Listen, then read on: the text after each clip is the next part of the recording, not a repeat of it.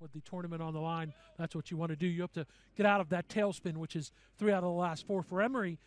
Didn't mention this a little bit ago. They are actually a little bit hotter. They've won 2 straight 4-2 wins over Brandeis, and then a 2-1 non-conference win over Roanoke. And you look at how Emory played offensively in those 2 matches. They've collected 20-plus shots in each of those 2 matches. They also ranked first in the UAA this year in shots, coming into today with 214. But, Bob, you mentioned the home play of this CMU team, and they have been tremendous on home pitch. 4-1 this year on home pitch. But, again, you look over at Emory, they have struggled on the road. 0-2-3, still looking for that first road win of the season. See how those numbers play out in this one. Corey Greiner's the head coach, 9th year, 5th as head coach here for Emory. Talk about a program that has a kind of a storied history. 17 Elite 8 appearances for the Emory Eagles. They've got 7 UAA titles, and they have 17 NCAA Division III appearances. So they're a team that's used to being in the mix at the end of the year. This is maybe a little off for them this year, and for Carnegie Mellon, they want to be the team that keeps Emory from adding to those numbers. And we'll see if CMU can prevent Emory from having their 18th trip to the NCAA tournament. We'll take a quick break, folks. When we come back, we'll have opening kickoff here at CMU between Emory and Carnegie Mellon. Don't go anywhere. We'll have the starters as well as the national anthem coming up.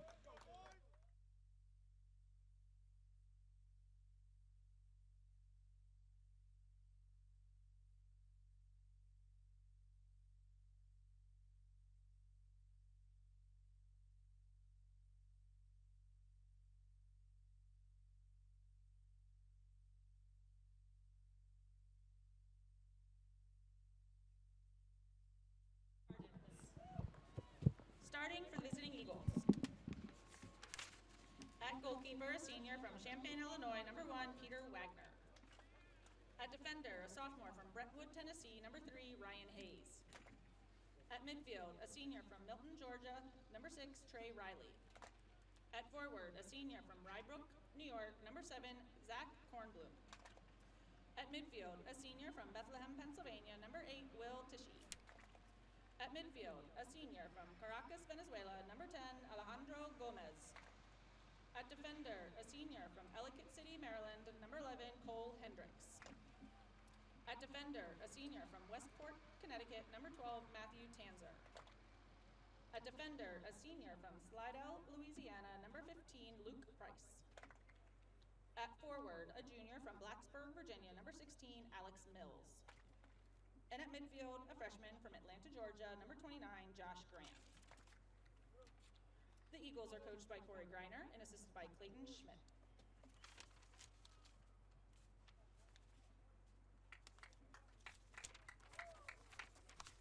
And starting for the Tartans.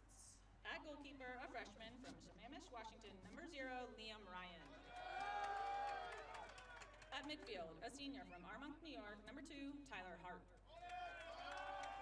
At forward, a senior from Boynton Beach, Florida, number 4, Josh Baugh. At midfield, a junior from Grand Rapids, Michigan, number 6, William Raven. At defender, a senior from Lake Forest, Illinois, number 8, Dante Mancini. At forward, a junior from Herndon, Virginia, number 9, Ethan Bertal. At forward, a senior from Fairfax, Virginia, number 10, Kieran Sarvapalli. At defender, a junior from Pittsburgh, Pennsylvania, number 14, Diederik Schlingemann. At defender, a sophomore from Greenwich, Connecticut, number 16, Kyle Raker. At midfield, a sophomore from Oakwood, Ohio, number 22, Billy Bukavalis. And at defender, a freshman from Louisville, Kentucky, number 27, Zach Schoenwetter. The Tartans are coached by Brandon Bowman and assisted by Ross Macklin and Stephen Rarick. Today's officials are Greg Day, Ross Kleinstuber, and Edward Boateng. To please now rise a fable and honor America for the playing of our national anthem.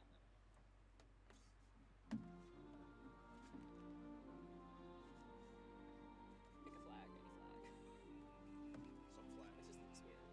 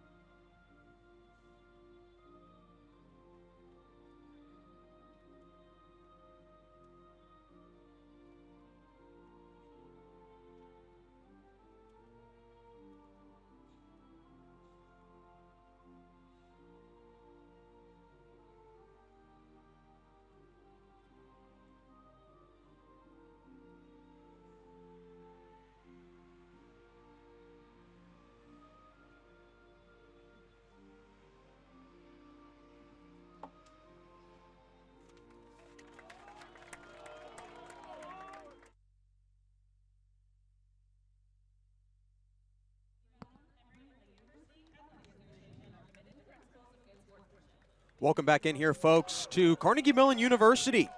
Bob Orquist, Jack Ridner with you all as we're just a few seconds away from getting this men's soccer matchup underway between Emory and Carnegie Mellon. Again, Carnegie Mellon coming in with a 9-3-1 overall record, 1-3 in the UAA, sitting in 6th place in the conference, and Emory sitting at 5-6-4 overall, 1-3 in the UAA, and trailing CMU by 1 spot, sitting in 7th place. Should be a really good one today, Bob, and beautiful weather, not to mention. Oh, fantastic afternoon here in Oakland. Great fall afternoon. The sun is out. Some clouds have rolled in, but I'm sure the players will take this, as will we. And again, we illustrated the importance. You want to be either topped the UAA, or you want to put yourself in good enough position to get one of those at-large bids for the NCAA tournament. So, and you mentioned it too. You illustrated the numbers at home. Carnegie Mellon has been great defending the home pitch, 4-1, and Emory has not won on the road, 0-2-3. So you want to keep that trend going if you were the Tartans. And that last home loss was against NYU. It was a 2-0 decision, NYU taking that one against the Tartans. And since then, like I mentioned, things have not really looked up for CMU. They've lost 3 of their next 4 after that loss to NYU, and they have really struggled in the month of October. They've actually been outscored in the month of October 8-2. However, you look at the month of September, and Bob, they were outscoring opponents 24-5 just about a month ago. Need to find that recipe and that formula for success as we go down the stretch for CMU. This match today, Jack and I back together on Sunday against Rochester, and then the following weekend, Saturday, November 5th, the Case Western Reserve. So just 3 matches left for the men's soccer team here at CMU. And we are underway here at CMU. Opening touch in control of the Tartans. We'll take a moment and look through the starting lineups for both teams. We'll start with the visitors. In goal for Emory, number 1, Peter Wagner. Number 3, Ryan Hayes. 6, Trey Riley. 7, Zach Kornblum. 8, Will Tichy. 10, Alejandro Gomez. 11, Cole Hendricks. 12, Matthew Tanzer. 15, Luke Price. 16, Alex Mills. And number 29, Josh Grand. And then we'll look over at Carnegie Mellon. And in goal, the freshman Liam Ryan. Number 0, 2, Tyler Harp. 4, Josh Baugh. 6, William Rabin. 8, Dante Mancini. 9, Ethan Vertal, the leader in goals for this Tartans team. 10, Kieran Sarvapalli. 14, Diederik Schlingemann. 16, Kyle Raker. 22, Billy Bukavalis. And 27, Zach Schoenwetter. One of the Schoenwetter twins, as we found out, Bob, as he's got a twin on the team, Brendan Schoenwetter, both from Louisville, Kentucky. Yeah, a pair of freshmen on this team. As far as the keepers, Peter Wagner, you mentioned, is a senior. He's a big, tall one in there at 6'4". This is his 13th game, his 12th start. 27 goals allowed. His GAA, goals against average coming in, was .229. His save percentage, .640, 2, 6, and 4 on the season. 3 shutouts for Wagner. The other side, Liam Wagner, 14 games, all starts for the freshman from Sammamish, Washington. It is Wagner in there. Or is it Martinez? Did I get that wrong? Oh, Wagner is in goal for Emory, yes. Yeah, well, is it Ryan or is it it's Martinez, isn't it? It is Ryan. It's Ryan. I apologize. I highlighted the wrong player. So it is Liam Ryan. That's what it threw me off there. 14 starts as a great goal kick. 11 goals. Great goals against average for Liam. 096, 738 set percentage. 8-3-1. 3 shutouts on the year for Liam Ryan. Apologize for that. Highlighted the wrong 0. That happens. Sometimes those zeros, those ones, whatever it might be, they all kind of blend together. He is the freshman, though, from Sammamish, Washington, and Eastside Prep. Information Systems major. And we'll get a throw in on the far side. Liam is outfitted in the purple kit with the black shorts and the black leggings. The Kelly green for Peter Wagner with the black shorts and no leggings for Peter Wagner, and the goal to our left. Harp trying to feed Vertal through the middle of the defense, but it's knocked out of bounds, setting up a throw-in again for Carnegie Mellon. Pretty good through ball. Better defensive read there by Alex Mills, the junior for Emory, forcing the near side throw in. You can hear the Carnegie Mellon coaching staff to our right. Billy Barking out some Bukavalis instructions. Good throw. sends a great throw into the middle of the box, deflected away. And then it's ultimately cleared away by Alejandro Gomez. Gomez has been quite the distributor over the last few matches. Gomez with 3 assists, all 3 of his assists coming over the last 2 matches, so he's really done a nice job in the latter part of this season. Come as the senior as a freshman, was second team all UAA as a freshman, and then honorable mention last year. So he's one of the stalwarts coming back, the senior midfielder for the Eagles. Eagles defense really pinching this Tartans offense deep into their own territory. Harp with a big leading pass downfield. And Sarvapalli runs into a double team, and it's kicked out of play off the foot of Matthew Tanzer, the senior defender. Still a good through ball and another throw. We saw the earlier throw. Bukovalis is now on the opposite side. That's a pretty good weapon if you have a strong thrower. I can see why teams don't look for more of that, because that works in a great set-piece opportunity, almost like a corner with a low throw.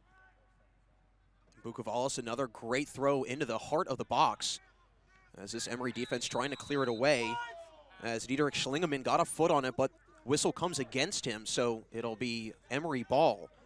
But to your point there, Bob, I mean, when you can set up an opportunity like that and throw it a good 20, 30 yards out of bounds in play, and especially in an opportunity or at least an angle where there can at least be some sort of offensive look, that can really be a major difference maker.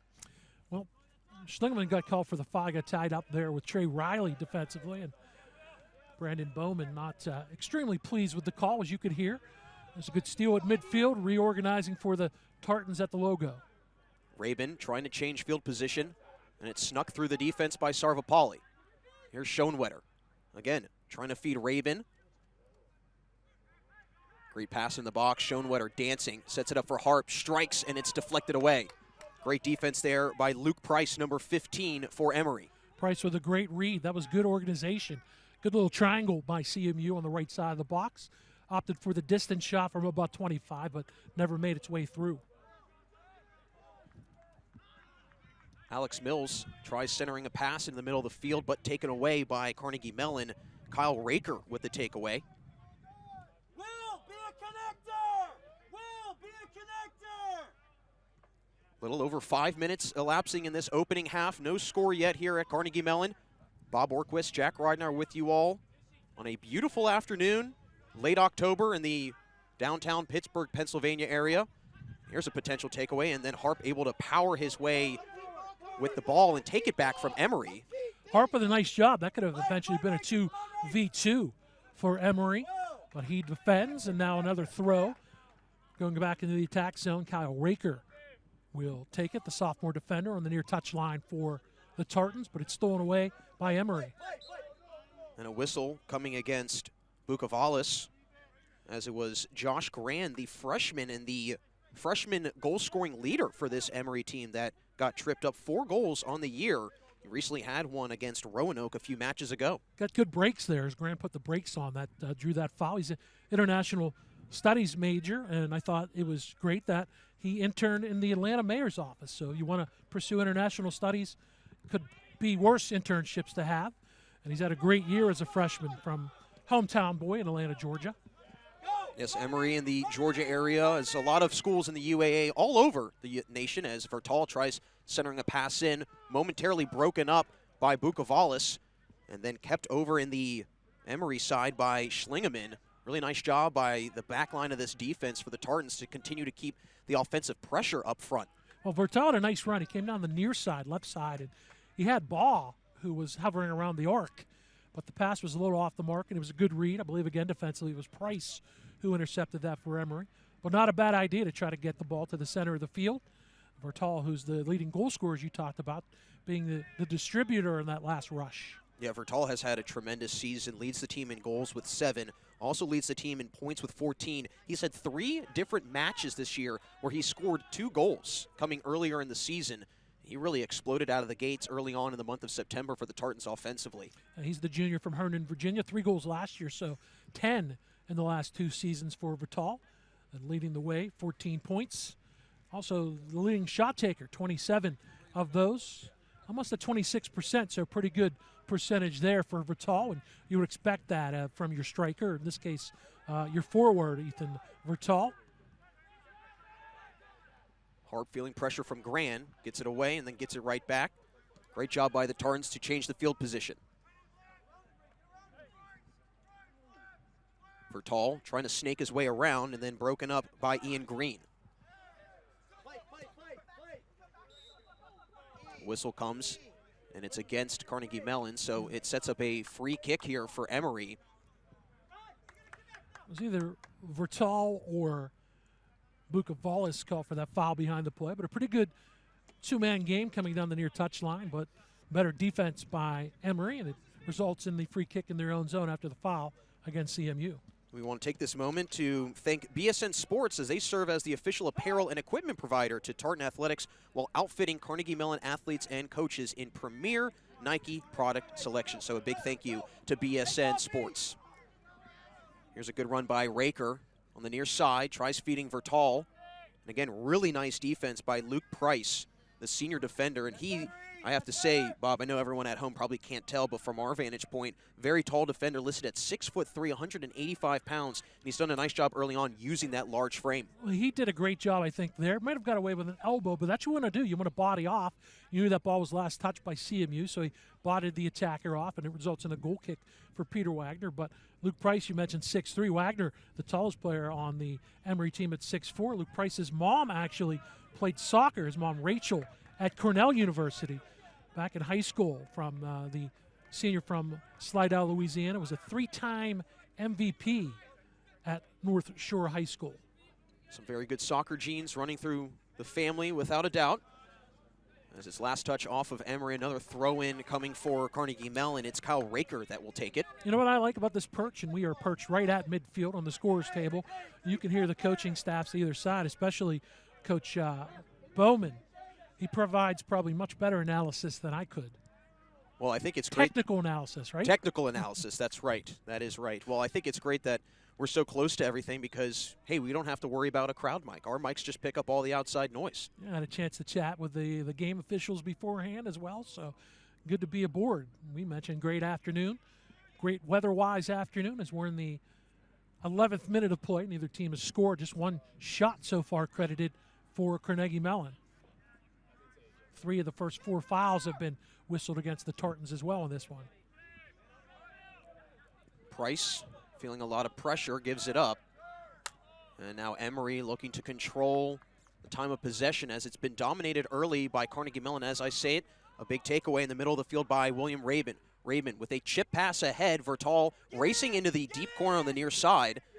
Saves it, centers it. The header, and just wide of the goal as it goes off the head of Kieran Sirvapalli, looking for his 3rd goal of the season, but just goes wide right. That's great service from the near side from Vertal. And good header, just missing the far post, but a great setup. That all started with Rabin. What I liked what Rabin did when he stole that at midfield, head up. So his head was on a swivel. He saw his options. Of course, with Vertal on the left side, he's your leading scorer, so I'm sure he sees more than his fair share of balls. But again, great service and very nearly the first goal in this one off the head of Sirvapalli.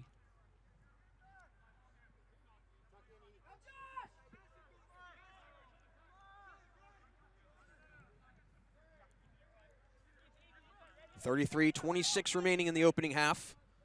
Minimal offensive threats coming from both teams, especially Emory. This is an Emory team, like I mentioned, the pregame show, that is first in the UAA in total shots this year with 214. So this is an offense that really likes to fire them off.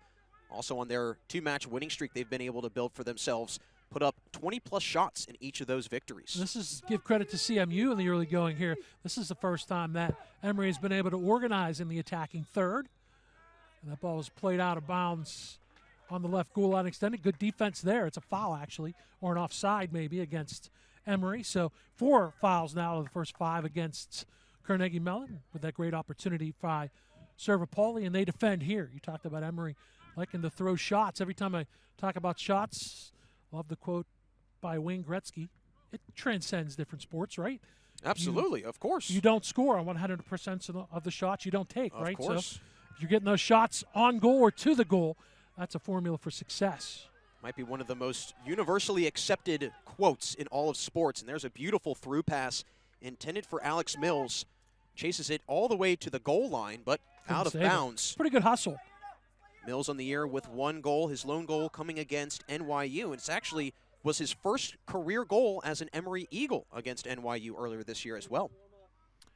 Got some bloodlines there. Alex Mills' brother Bradford plays soccer at Roanoke College. So Alex, the Blacksburg, Virginia native, went to Blacksburg High School. Good pressure at midfield by Josh Grand for Emory. As Schoenwetter again trying to T1 into the box. Headed away and then cleared away by Trey Riley. But CMU again continuing to apply as much pressure as they can. And good job to defend and then take off, which is I like Ian Green, the freshman, made the defense. But here's a good counter for CMU. Here's an opportunity. Ball strikes and it's blocked. Good defense. Ryan Hayes got in there. That's a quick turnover and a quick counter strike for CMU, but a better defensive play by Ryan Hayes. Raker throws in for CMU after the turnover by Emory. And Bukovalis crashing his way into the thickets of the Emory defense, drawing the foul against Emory. A little late whistle, but I thought there was definitely contact. The Bukovalis actually took a little shot to the back of the head. The Eagles, of course, not agreeing with that, but I think there was not excessive contact, but definitely enough to warrant a whistle. Well, Tichy having a word with the referee after the play. Number 8 for Emory was not too happy about the call, but nonetheless, you have to respect it. Here's what I like about this level. You get the 10-yard walk-off. You make sure you're away, so an opportunity with a set piece for Josh Baugh, the senior from Boynton Beach, Florida. Ball in the air with 3 assists, his only goal of the year coming against Mount Aloysius earlier this year. There's the free kick. Beautiful ball sent into the back end of the box, headed by Sarvapalli, continuing to ping-pong around as Rabin had it for a moment. Ball continuing to head, and here it comes, Bob. I know you and I were talking as the younger guy and myself. I have a big responsibility today. That's Must right. defend you if any ball comes towards Correct. the press box. That's what we got that out of the way So early. that's why I'm standing. In our pregame prep together as we are midfield. And great to be here. Like what they did on that set piece, because you've had the attackers, and normally when you're on the one side of the field, in this case it was left to right, the first wave of attackers kind of came in and cleared out. And Schlingemann was actually the intended receiver of that pass from Ball, but it never made its way through. But nonetheless, a good opportunity. 3 shots, none of them on goal yet for Carnegie Mellon, but they've got the first 3 shots of this first half as we leak into the 16th minute of play. Thrown coming from the far side of the field as a lot of fans have made their way here to the Carnegie Mellon soccer field. Beautiful day. Why not spend it outside? Doesn't compare to last weekend, which was fantastic weather. Hope everyone was outside to enjoy that, but we'll take this. We've been in a lot worse weather. Last time you were here, precipitation in the air. So Little precipitation would be an understatement. Rob McKinney and I were absolutely blanketed by rain. Actually, rain came through the roof here in this little press box we have at Carnegie Mellon. Thankfully, I was aware of it, and I moved out of the way, started having water trickle down my back, and definitely made for a very soaked car ride home. Thankfully, I don't have to drive far. I believe that was the remnants of Hurricane Ian. It might, which yes, I it was had that weekend. that yes. Saturday night because I had CMU football, which compared to this facility to the right is where Gessling Stadium sits here on campus. Grand with the fancy footwork, trying to evade the double team. And Hart botting it up. Send into the middle of the field. Here's Ball with it. Sarvapalli zigzagging. Good cut from right to left. Changing the field. Now Vertal trying to split the double team. Has it poked free by Grant. Cross pass intended for Alex Mills. Mills fighting with Schoenwetter. Schoenwetter boxing out Mills. Sets up a throw in for Carnegie Mellon. That's what I like, Jack, from the get-go on that for Schoenwetter. Although ball turned right back over Emory, but cleared up by Carnegie Mellon. Schoenwetter saw that and he took the angle, the great angle inside of Mills to have the ball come to him before it could get to Mills. That's good positional defense by Zach Schoenwetter. Sarvapalli drops it for Ball.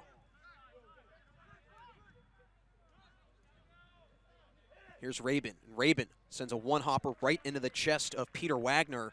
An easy scoop save there for the senior goaltender. Yeah, first save for either team in this one as Wagner just a step to his left to pick that on the one hopper off the turf.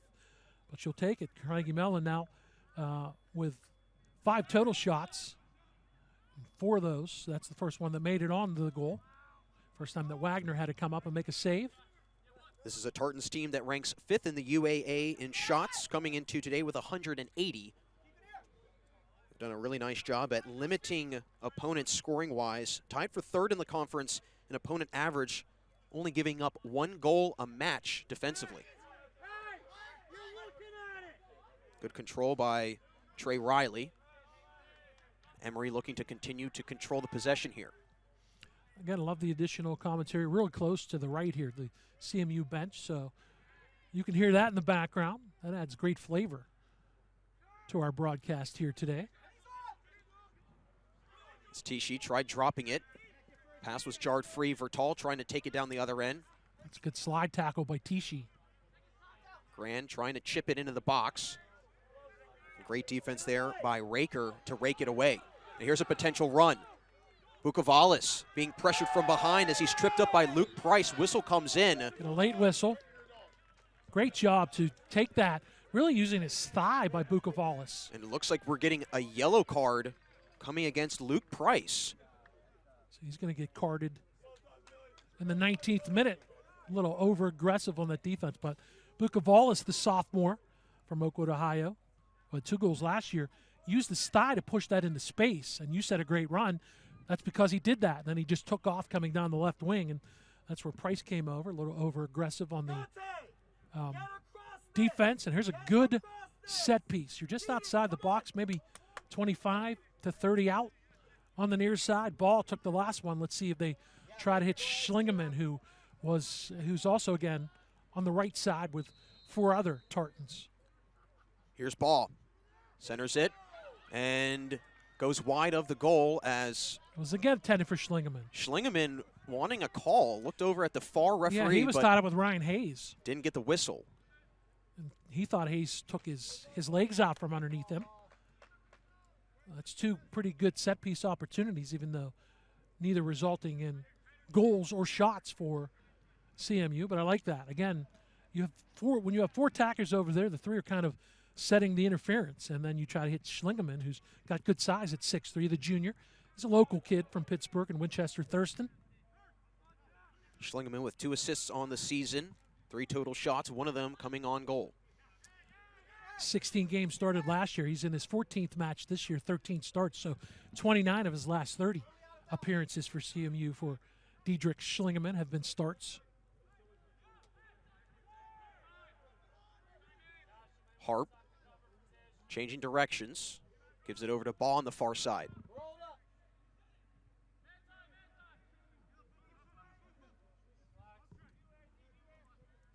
Inside of 25 minutes remaining here in this opening half. No score yet between Emory and Carnegie Mellon as Tichy playing aggressive defense on the back of Harp.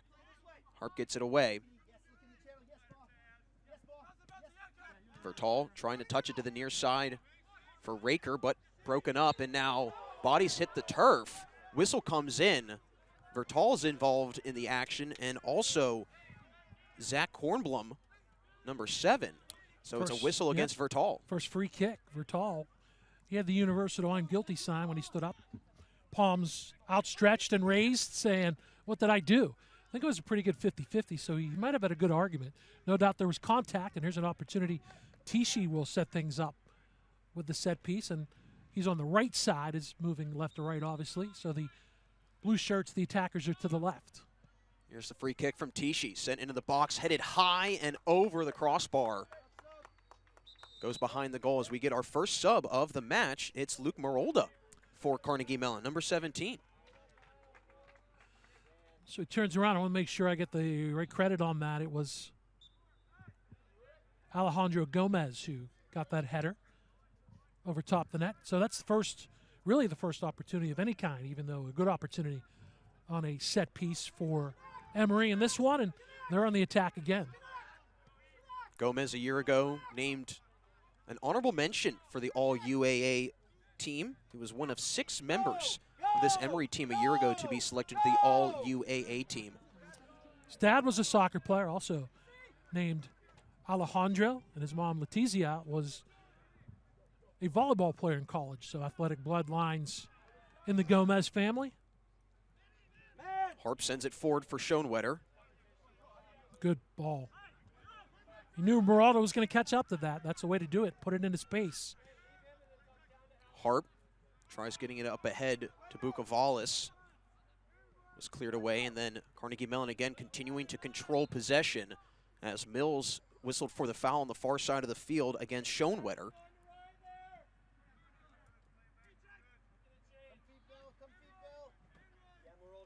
Zach Schoenwetter, one of the two Schoenwetters on the Carnegie Mellon roster, his twin brother Brendan Schoenwetter. Like I mentioned in the pregame show, both of them hailing from the great state of Kentucky. Both of them mechanical engineering majors here at CMU. So for that going on with the twin magic for the Schoenwetters. Do you know many twins, Bob? I do not. I've seen many twins over my time broadcasting, but haven't known a lot in person. Here's a potential opportunity as Vertal trying to center himself up. Meant to pass it over for Sarvapalli and then cleared away. It's too far ahead of Sarvapalli. Good idea. He was at the 15, but just too much in front of him. Grand pumping the brakes, drops it back. Good job by Grand. He's done a nice job controlling tempo, especially on the near side of the field. He's pumped the brakes earlier to draw that foul. He did. So he's got that in his arsenal, apparently. Here's Luke Price. Sends it near side for Cole Hendricks.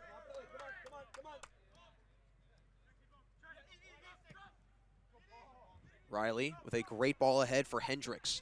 Hendricks being chased by Merolda, and it's shot and saved easily by Liam Ryan. Great job by Ryan to smother that shot and not allow it to get past him. Merolda did a good job to catch up. That was a pretty good run. A little bit of a deflection, but Ryan read that well at the near post. He makes his first save. But you don't want, if you're Merolda, even though the on-rushing attacker had a step, you don't want to give up on that play, which he did it and kind of got a piece of that shot, as I mentioned. So good job by Merolda, who mentioned the only sub so far in this one.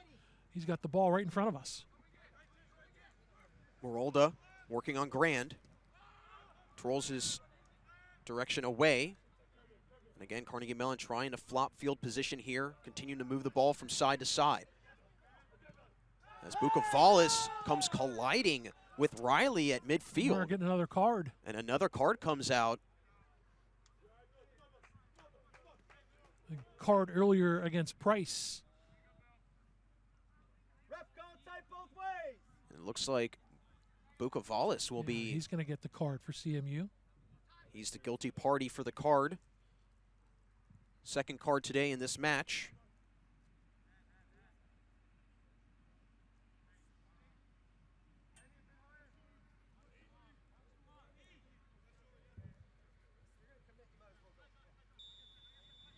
That sets up a free kick here for Emory, taken by Ryan Hayes.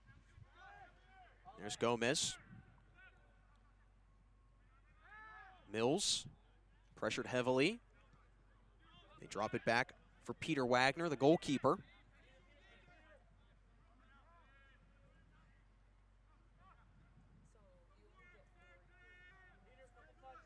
At the 20-minute mark here in the opening half, no score yet. Carnegie Mellon battling, winning the shot battle 4-2 over Emory. Fouls in favor of Carnegie Mellon as well, 7-4. Ball sent downfield. Grand as well as Schlingemann both going for it and collide. And the referee giving the call over to Schlingemann. So a whistle coming against Josh Grand, setting up a goal kick here for Liam Ryan. Alejandro Fernandez getting set to check in for Carnegie Mellon. Fernandez, the leader in assists on this Carnegie Mellon team this year, has 5 on the season. And Sarvapalli, as well as Matthew Tanzer, get tripped up. Play resumes. Carnegie Mellon continuing to control the possession. Yeah, quick restart. Back-to-back fouls now against Emory. It's Vertal trying to chip it back over to Bukovalis. Sarvapalli now trying to chase it down. Matthew Tanzer, the defender there for Emory, able to keep Sarvapalli away from it. As we get subs checking in, Alejandro Fernandez for Carnegie Mellon. And then William Knight for Emory also checking in. Fernando goes in for Schlingemann. Knight's coming in for Tichy. We'll get Edmonds eventually. I like the pickup of Alejandro Fernandez transferring here. He was at Slippery Rock prior to. He's a Madrid, Spain native. He was 2-time All-PAC West first team. 35 game starts in his career, 35 games started in his career at Slippery Rock. 9 goals, so that's nice to bring that transfer into this lineup. And we did get Edmonds in. Vertaal gets a break for the Tartans here in this first half as we tick towards 18 minutes remaining. Jason Edmonds, a senior defender, has 12 shots in the year, 8 of them coming on frame. 16 starts last year for Edmonds. He was all UAA honorable mention in 2019. He's been on 2 straight COSIDA academic all-district teams. So good stuff for Jason Edmonds, the economics major, the senior from Libertyville, Illinois. Schoenwetter pressured heavily on the far side by Matthew Tanzer. Sets up a throw-in. No, it sets up That's a foul on Emory. a foul against Emory, so it'll set up a free kick. Carnegie Mellon takes it away. Schlingeman Break lines! Break lines! swings it over for Marolda. Josh Grand giving great pressure on Josh Baugh, the battle of the Joshes. Drop back here for the goalkeeper, Liam Ryan. 31 saves in the year for Ryan in the 13 games that he's played in. Goals against average, .96, so not quite a goal that he's allowing.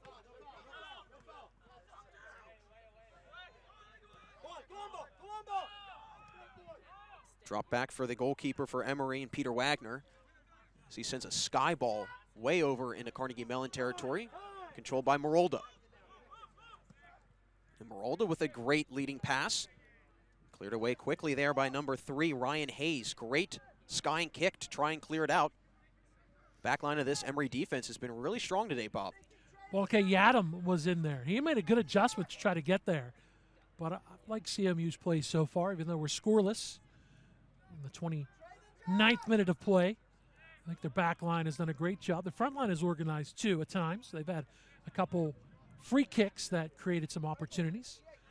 They have one shot, as does Emory. Great move here on the near side by Cole Hendricks. Work it back around is Riley trying to drop it back, change field position. Gives it over for Ryan Hayes. Hayes gets it right back. Hayes with the chip pass into the box. One hopper snagged by Liam Ryan with ease. Thought about it and then decided I'm going to throw it up the middle for Rabin, who's been strong in the center. And there's a trip on Sarvapalli. Another foul near midfield. Emory is now leading that. They've been called, let me see if that's right, 8 fouls now. It should be 8-7. William Knight, the culprit, on the foul. Rabin gives it back to Hart. Go ball! Go ball! Go ball! Here's Marolda trying to dance around Grand. No foul! Grand pressuring heavily. Marolda now pinched down in the deep corner by Cole Hendricks. Ball still possessed by Carnegie Mellon. As Rabin thought about it, chips it off the right foot, and it's a diving save made by Peter Wagner. It was good pressure in the near corner by Ball. That created a turnover. Fernandez found Rabin right in the middle. Good reset. He caught that with his right foot, quickly switched to the left foot and fired to the near post. Diving that way was Wagner. Not sure if that was entirely on frame, but that's a good opportunity for CMU, and now they're called for a foul on the defensive back line, which will give a free kick to the Eagles. Rabin looking for his first score of the season. 3 total shots, one of them coming on goal for Rabin this year. Love that. Rabin was called for the foul. So Alejandro Gomez. Ball sent in the box, headed right into the chest of Liam Ryan, off the head of Ryan Hayes. Tremendous centering pass there. Hayes with great anticipation and timing, but it was Liam Ryan right there to turn that shot away. Using that hype. Good tracking, too, by Ryan. That started left side, and the service came to the right side. I was chuckling because Rabin was called for the foul, and then Emory set it up maybe about 6 yards too far ahead, and Rabin just picked it up and stomped its way and put it down, and that's an offside. An obvious one. Edmonds was up ahead. 13:34 to play in the opening half. No score between these two UAA foes.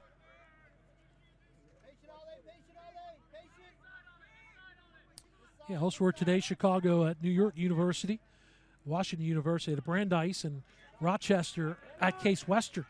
They're making the swing to Ohio, and then they'll be here. Rochester will on Sunday for a doubleheader.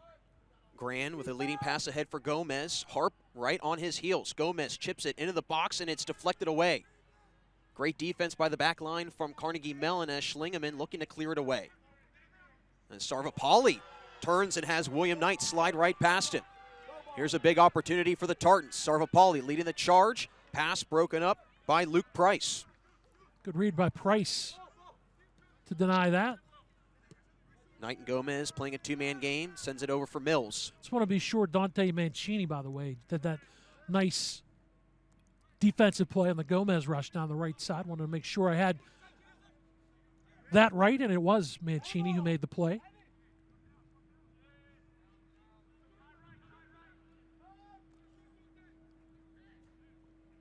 Harp again coming up big with a huge takeaway. He has been all over the place today, Bob, and I know that steals are not necessarily an official stat in soccer, but I have to say if it was, Harp would probably have about 12 today. I think Harp and Rabin in the middle of the field have stood out to me for CMU. There's Baugh swiveling his way around the defense. Good job by Fernandez to evade the defense. Twice. Grand slow to get up for Emory. Marolda chips it into the box. Sarvapalli, and then it's headed away. Ryan Hayes again playing tremendous defense. He used that 6'3" height on the header at the opposite end, Jack. Now uses it as a defender, which is his primary responsibility. Marolda again on the near side. Goes cross box. Once again headed up. Great job by the Emory defense. That's Hayes again using the height to get to the air ball. Matthew Tanzer the one to officially take it out of the box. Schoenwetter tried to turn headed away, but skied up. Edmonds with great control on the far side. And now Harp sends it up ahead. Schoenwetter taking as far down as he can. Crosses. Great job by Wagner to leave his goalpost. Shot, and it goes high. Was Baugh. Josh Baugh looking for another marker on the year. Already has one coming against Mount Aloysius this year. Looking for a second as we see number 24 for Emory check in Ian Green. Sophomore coming from Kings Mountain, North Carolina. Yeah, Green in, Grand out. Great job by Schlingeman. Great cross. Better read, because if Wagner doesn't get the ball in that initial cross, it's a goal. But he left the rebound out there, which is really all you can do in that case. But Ball teed it up with the right foot, well struck from about 12, but over top the cage it went. Two good opportunities in the 35th minute for CMU to try to break this scoreless tie. And it's definitely a benefit having a senior goalkeeper for you if you're Emory, and Peter Wagner. Having a goalkeeper with that much experience, knows what to do in those types of situations. As we have another sub getting set to check in, Jake Cavan, Jake Cavan, number 29, as he enters in, taking out Josh Baugh. Baugh giving really great minutes for this Tartans offense and defense. Yep, he had that last great opportunity. Get a little rest here late in the first half. Inside of 10 minutes to play in the opening half. Great ball ahead off the foot of Schlingeman, intended for Cavan.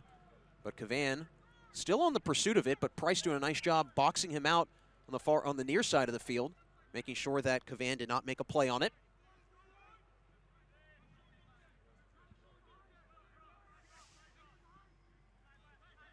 Come on, Ali.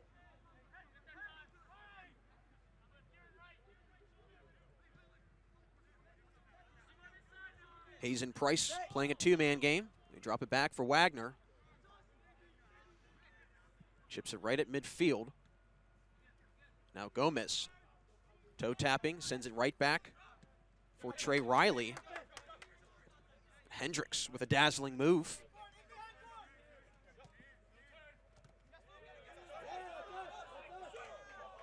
The referee siding with Emory. It's a throw-in for the Eagles, as we have two subs getting set to check in, number 9, Madison Kondua, as well as number 19, Joe Bear.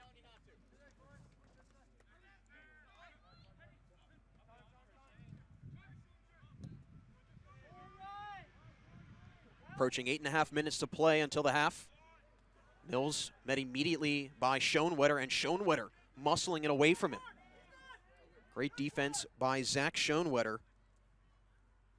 Now Carnegie Mellon operating on the far side of the field. Sarvapalli wanting to take that one on a run, but Ryan Hayes had something else to say about it.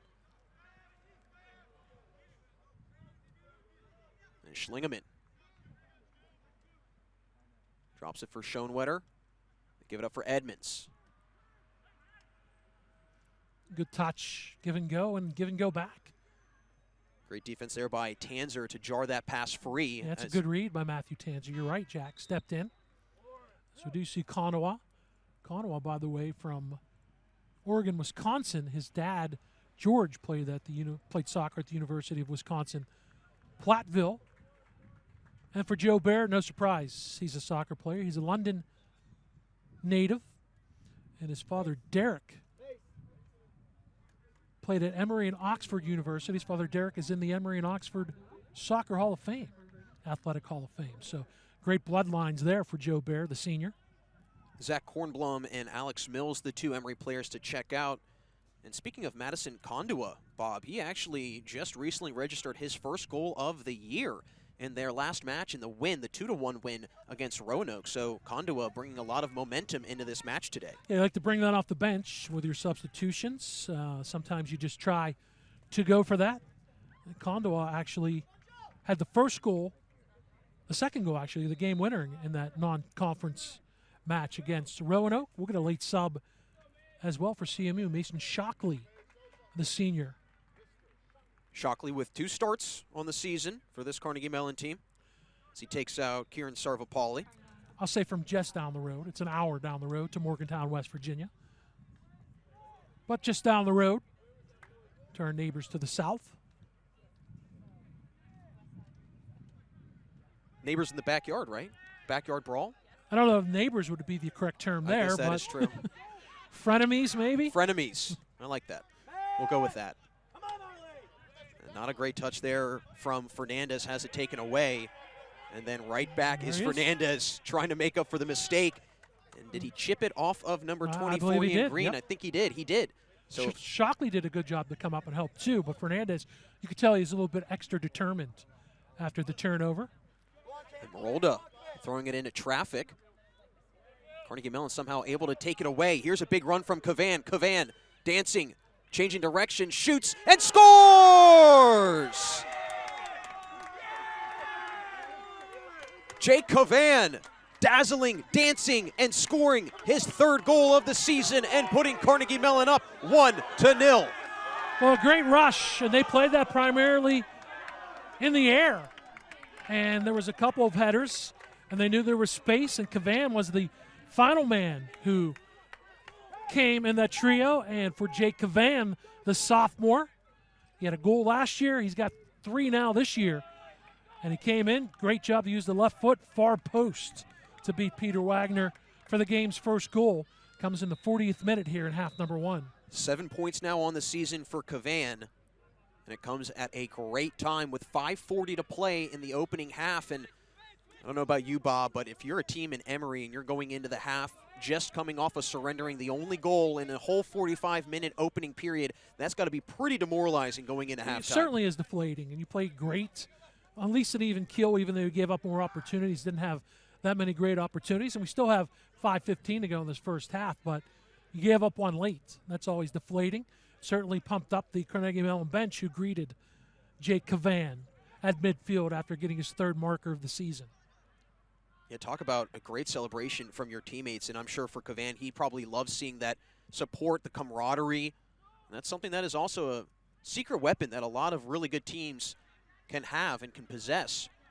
And for this Carnegie Mellon team, they clearly have great camaraderie with one another as Schoenwetter has the ball stripped of him. And then Price sends it midfield for Kornblum. Make that Riley. Here's Green, pressured heavily by Marolda. Hendricks. Kondua, just coming off a match, who scored his 1st goal of the year.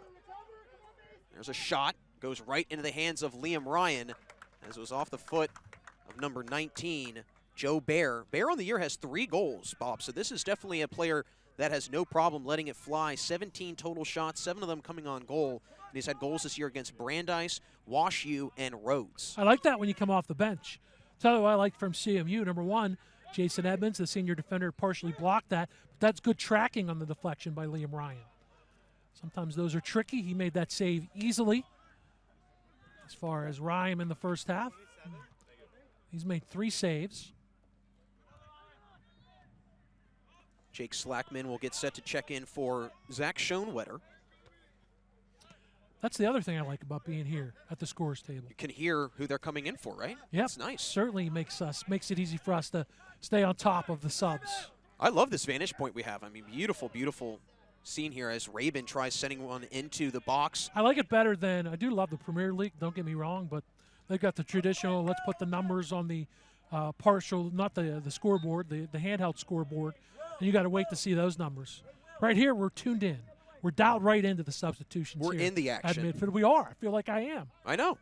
I'm tempted to go hop out there myself. I need to stretch first, though, before I do that. Might pull something. I pulled a muscle just thinking about stretching, so I'm going to stay here. I'll pick up your slack in the second half if you're injured. Yeah, absolutely. It's great to be in and amongst the action. Hopefully you're enjoying coverage. And a late marker in the 40th minute by Cavan. Yeah, we appreciate everybody joining Bob and I this afternoon for some men's soccer here at Carnegie Mellon. Also, we'll have coverage of the women's soccer match coming up afterwards. Jared Barton, our very own Jared Barton, will be on hand for that one. I know that there's a lot of volleyball this weekend, some football, some other soccer around. More very soccer, busy yeah, weekend very for the busy Tartans. weekend here, absolutely. Yeah. Most of that coverage of those sports you mentioned is streaming here on CMU Athletics. Throw in coming for Matthew Tanzer on the far side. Tanzer with 2 helpers on the season, has 6 total shots. He's come up big defensively at times this afternoon as well. It's Rabin chipping it around with Fernandez on the far side, ultimately cleared away by Knight. Inside of 2 minutes to play until the break. And Knight comes crashing in from behind on Harp. Whistle comes flying in, and it's a foul coming against Knight, so sets up a free kick opportunity here for the Tartans. It's a good aggressive tackle, but Knight just flirting with the card. We've had a yellow card issued either way in this first half.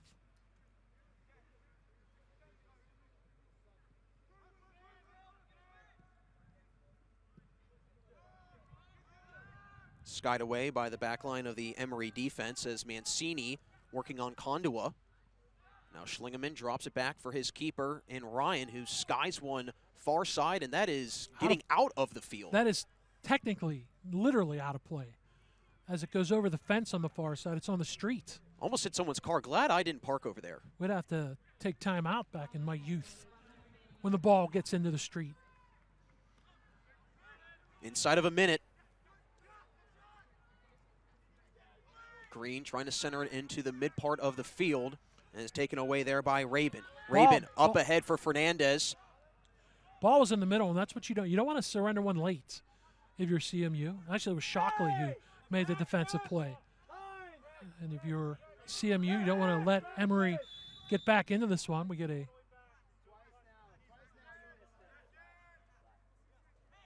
whistle comes against Emory, sets up a free kick situation for I'm Carnegie not sure Mellon. if Kondua was offsides. I don't think. I think it was a case of the attacker was using his elbow to create space, which drew the whistle, which should allow CMU to get in to halftime with the 1-goal lead. Down to the final seconds here in the opening half. The Tartans owning a 1-0 lead, thanks in part to a goal by Jake Cavan, the sophomore striker. Third of the year for Cavan, and it comes at a huge time for his Tartans. We'll take a quick break. When we come back, folks, we'll have the second half for you right here at CMU and on the Carnegie Mellon Athletics website.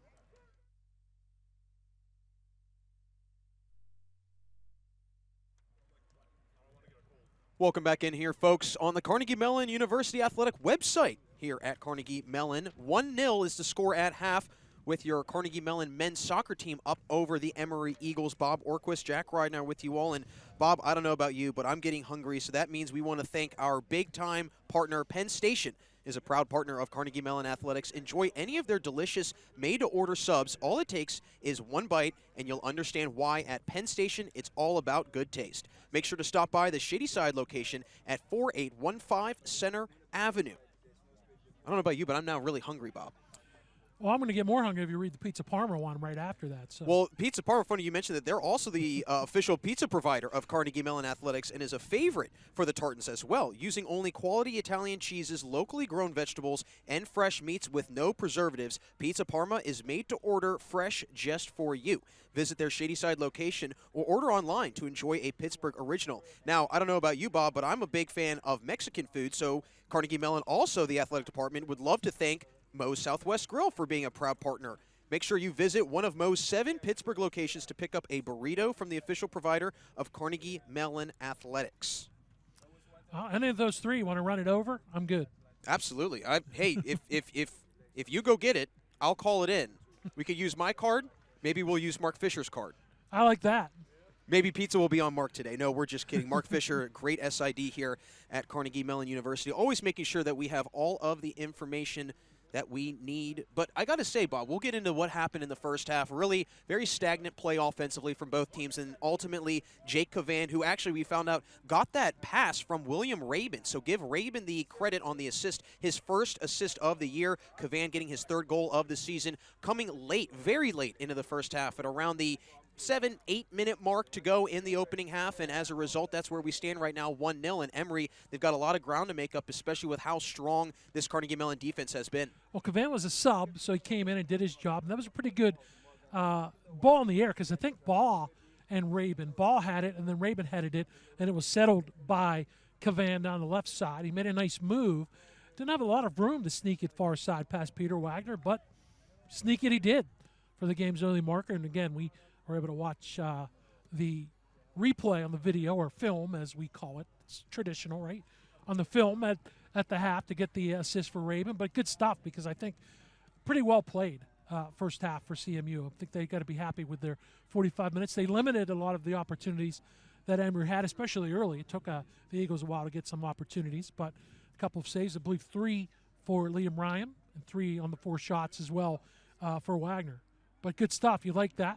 Said the key, too, was not giving up one late, and they gave up no opportunities late. So you're here at home, and you're heading. I don't think that the first spot in the UAA is available for CMU, but we're liking their strength of schedule and the fact that, if you win, maybe if you win out, 3 matches left today, Sunday against Rochester, and then against it's Case Western, I believe, on their final. Is it Case Western? Flip it over. Yeah, it is Case Western.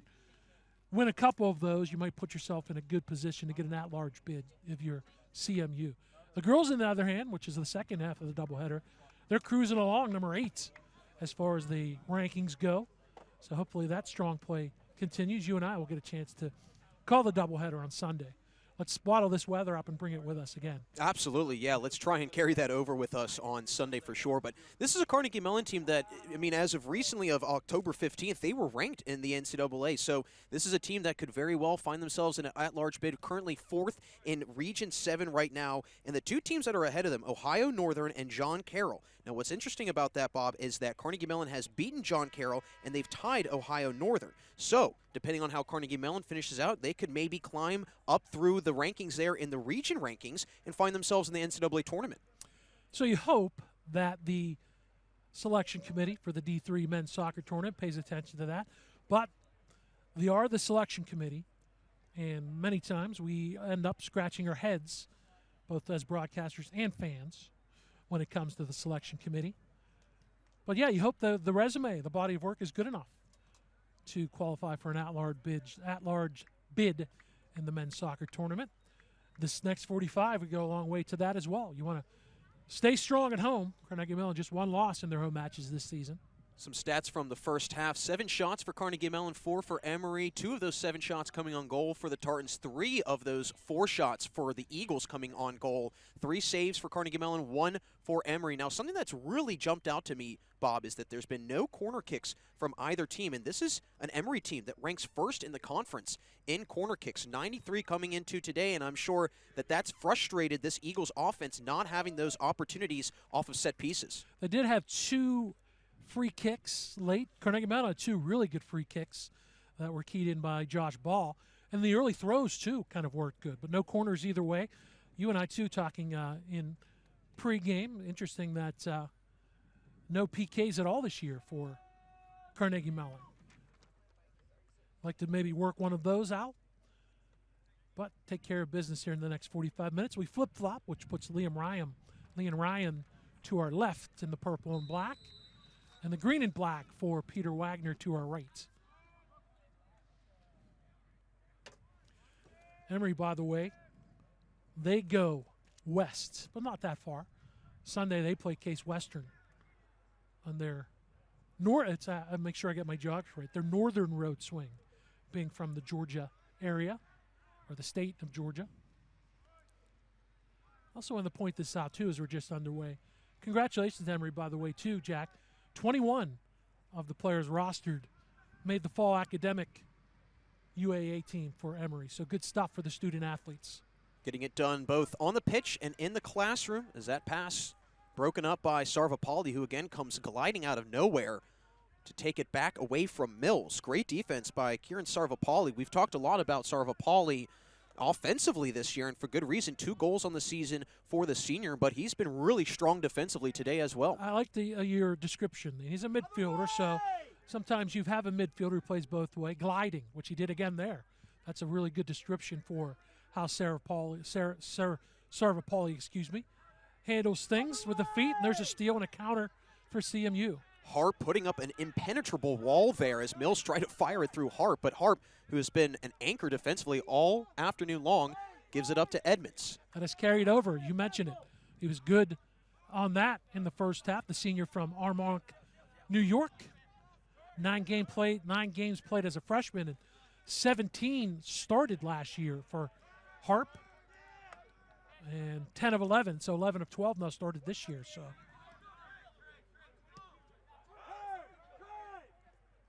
here's Bukovalis. good cut. Looking to work with some free space. Bukovalis with a lot of room. Shot, and it's scooped up there by Peter Wagner on the 2-hopper. Swallows it up with ease. And he wants to make sure that he does not let another shot trickle past him. That's the key. We talk about it when we're watching or covering hockey, rebound control. That was a case where the shot, you're hoping that Wagner doesn't handle it cleanly and you can pick up the rebound, but he did.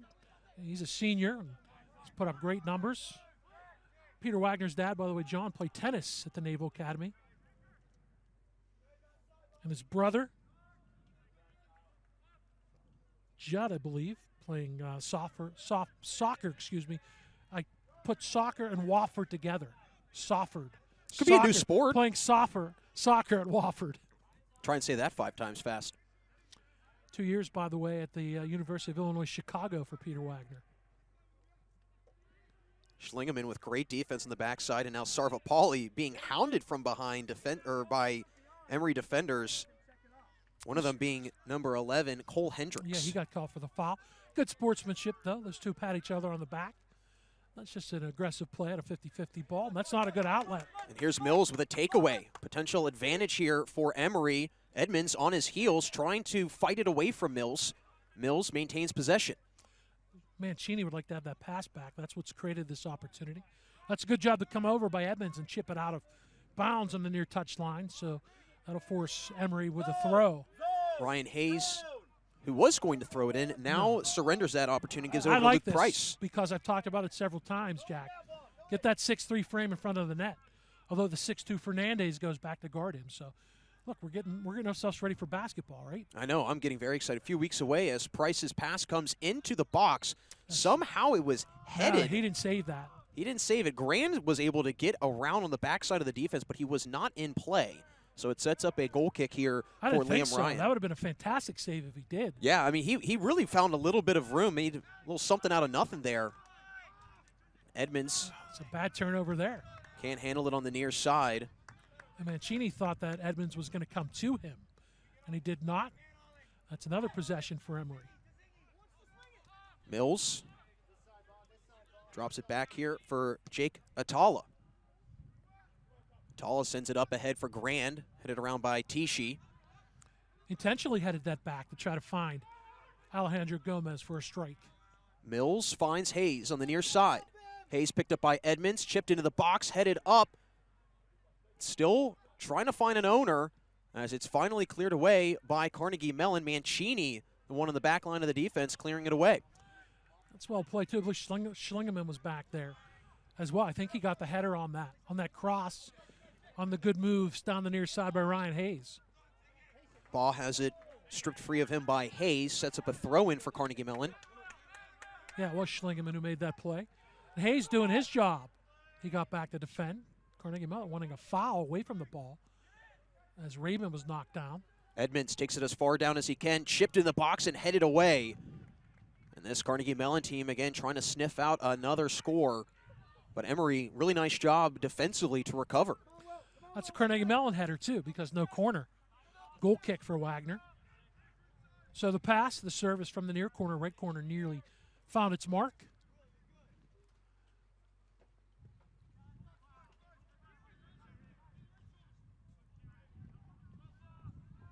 Ball takes it on the far side, pressured by Hendricks. And it's a whistle coming against Emory, setting up a free kick here for Carnegie Mellon. He checked in with the officials at halftime. Got chippy there for a quick spell, but they said not too bad. They took care of it. Now they're going to reset on the set piece and send Rabin over there on the left flank. Bukovalis was initially going to take the free kick. It's now Josh Ball. Ball in the air with 3 assists, has 5 total points. Bukovalis resets at the arc. He's amongst the 4 attackers there for CMU. 38:40 to play in the second half. Carnegie Mellon scoring a goal in the opening half. As that ball headed away there by Cole Hendricks, but possession kept alive here by Carnegie Mellon. Chipped into the box, and a running scoop save there by Peter Wagner, making sure nobody could come from the offside and try and chip it in. Just too far ahead of Bukovalis on that opportunity. Kornblum drops it for Tichy, and Tichy lobs it into the box, headed away by Mancini. Initial play was made by Edmonds on that, so good tandem defense as he deflected it. Mancini headed it out, right back in, and there's Schlingeman defending well. Schlingeman able to get his head on that pass into the box. Possession kept alive by Trey Riley. There's a potential opportunity here for Emory as Grand tried to drop it over for Kornblum, but Carnegie Mellon's defense able to hold strong. Miscommunication. Grand thought Kornblum was going to go one way, but the pass went the other way, and he cut in instead of out. Tartans get it back towards midfield, but keeping the attack is Emory with Trey Riley. Sets up a throw-in on the far side. Last touch off of Kyle Raker. Chipped into the box as Hayes was the intended target there. Edmonds came spearing out of nowhere to spearhead it away. It's well done. Good read. Gets to the ball. A low ball. Now we get a foul against CMU, I believe. No, it is against. Or is it against the Tartans? It is against the Tartans. I was wondering when they move that ball back, and they will. Way back, actually. 2 cards either way in the first half. The only goal came from Jake Cavan in the 40th minute off an assist from William Rabin. Free kick lined up here. It's Will Tichy as well as Josh Grand, both near it, but Grand decides to move away from the ball, so it'll be Will Tichy to have the honors. He's had goals this year against Illinois Wesleyan as well as Oglethorpe. 2 scores on the year for him. Pennsylvania native from Bethlehem Freedom High School out east. Here's the free kick from Tichy and headed away beautifully there. It's Fernandez. By, I believe that might have been Cavan. Oh, it was Cavan, sorry. Good call, 29, not 20. Trey Riley. You want to make sure he gets credit for the good play, right? Absolutely. Have to give credit where credit's due as Hayes pressuring Mancini from behind there heavily.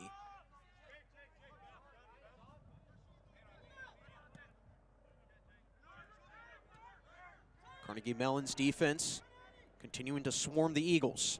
Great through ball ahead as Ryan having to leave his goalpost, shot and scored. Beautiful pass and an even better finish coming from number 11, Cole Hendricks, getting his 2nd goal of the season. I want to say Ryan made the right play. I like my keeper's aggressive, and he came out. He tried to get there before Cole Hendricks could, but the senior from Ellicott City, Maryland, ties this one up. Comes in the 55th minute of play. 35-32 to play in the second half as we see the lethal goal scorer, Ethan Vertal, re-enter into the match for Billy Bukavalis for Carnegie Mellon. And for Hendricks, he's got a local connection. Cole's father, Mark, was a goalkeeper at the University of Pittsburgh.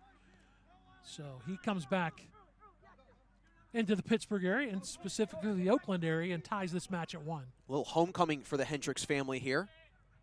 As Baugh streaking away from the defense, trying to find some free space.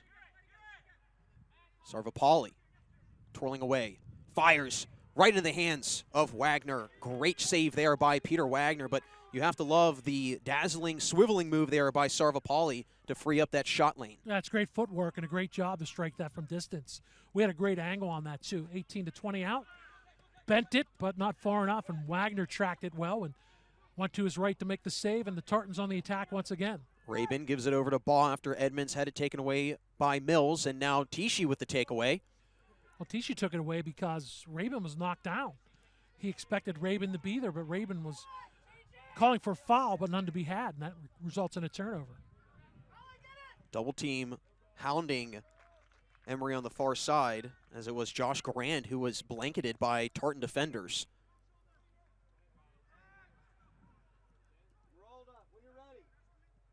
Grand again trying to break free from the defense. And now Harp on the turf, slow to get up. Was a little contact, so it sets up a free kick for Carnegie Mellon. Harp is up, but he's definitely favoring his lower body. Hopefully he's all right because he has been an anchor, really just a wall all afternoon long defensively for Carnegie Mellon. Yeah, center mid for Tyler Harp. He's done a great job of denying a lot of the attacks for Emory, but they're on the march once again. Grand chips it in the box. There's an opportunity that evades one Eagle. Mills trying to get it, and then it's cleared away. Great job by Carnegie Mellon's defense to recover. Edmonds and Mancini, they got there before Mills could. That got a little hairy on that ball bouncing around in the crease, but the Tartans defend.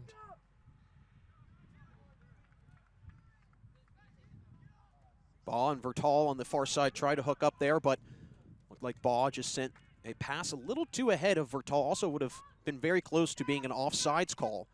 Nonetheless, possession goes back to Emory as the Eagles looking to continue to attack. Pass sent to the near side for Mills. Mills with Edmonds on him. Mills shoots, and it's deflected away. Great defense by Mancini. They wanted a handball on that. That was good service. Mills coming down the near side. Tichy also on the left flank. And speaking of Tichy, here he is, changing field direction. Back over for Grand. Grand working on Raker.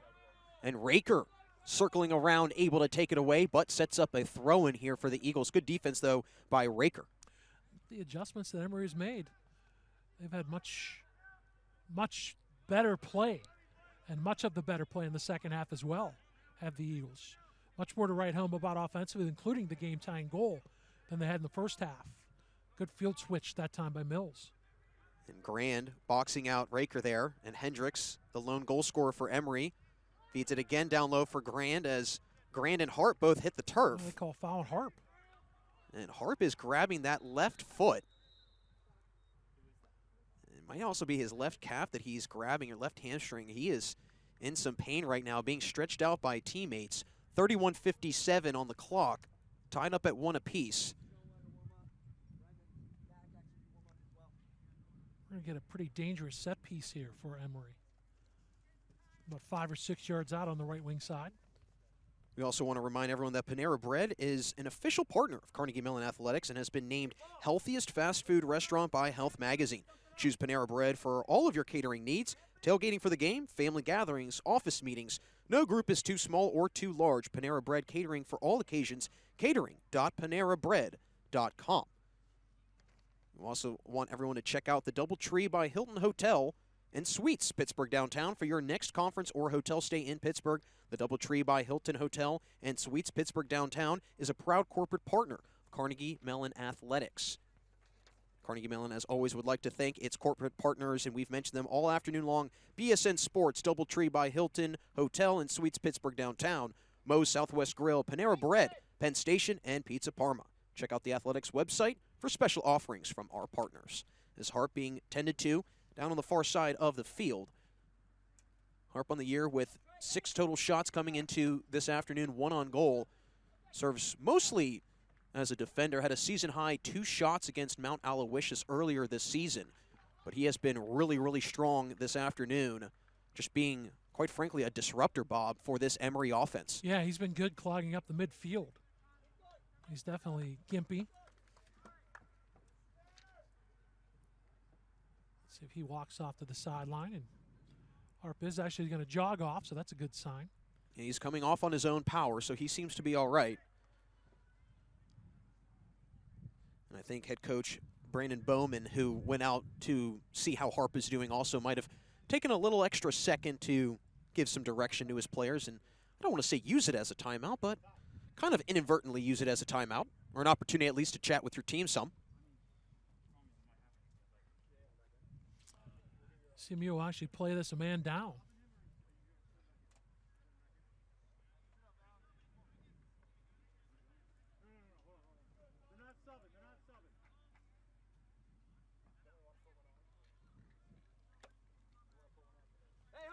So it's Grand with the free position shot here. Check that.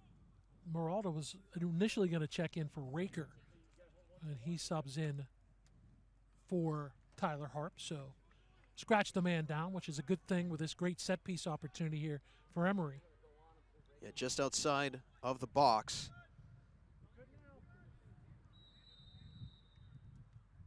Here it comes from Grant. Headed up, Tishi controls, shoots, deflected away. Great recovery and answer by Carnegie Mellon's defense. 2 blocks. First header, Jake Cavan. Second block with the backside or the lower back, Jake Cavan. So well done by the goal scorer. We get our first corner. First corner from the team that leads the conference in corners. Big time heading opportunity there coming from Jake Atala, but he could not finish it, and I think this sets up another corner. Server Pauly went down in a heap. He's back up as those two were going after the air ball.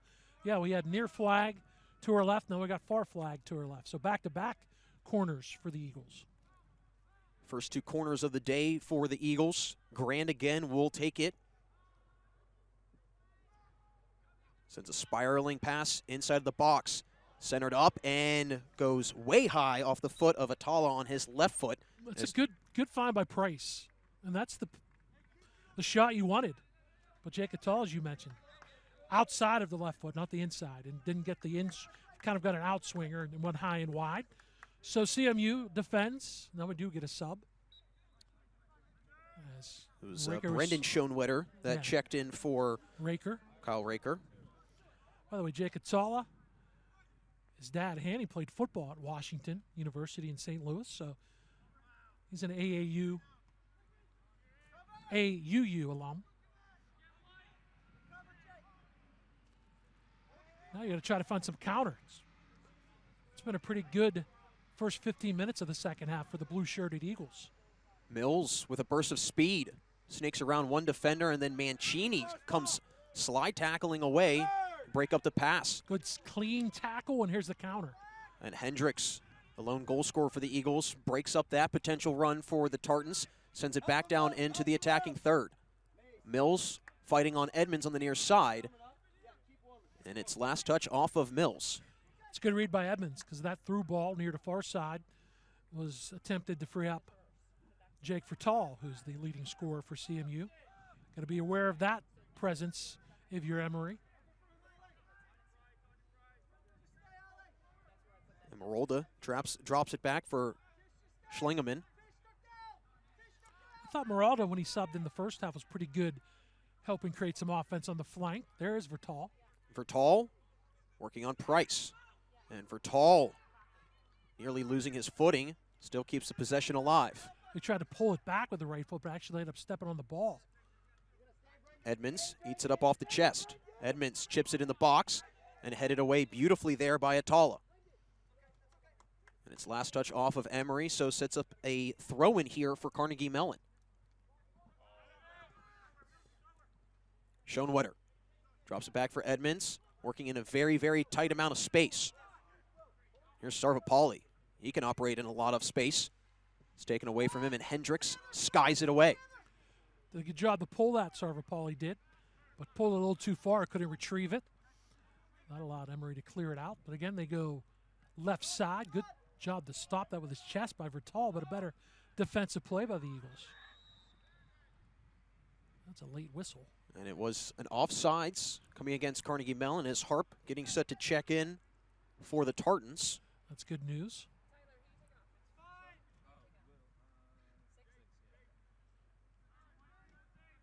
Harp set to check in for William Rabin.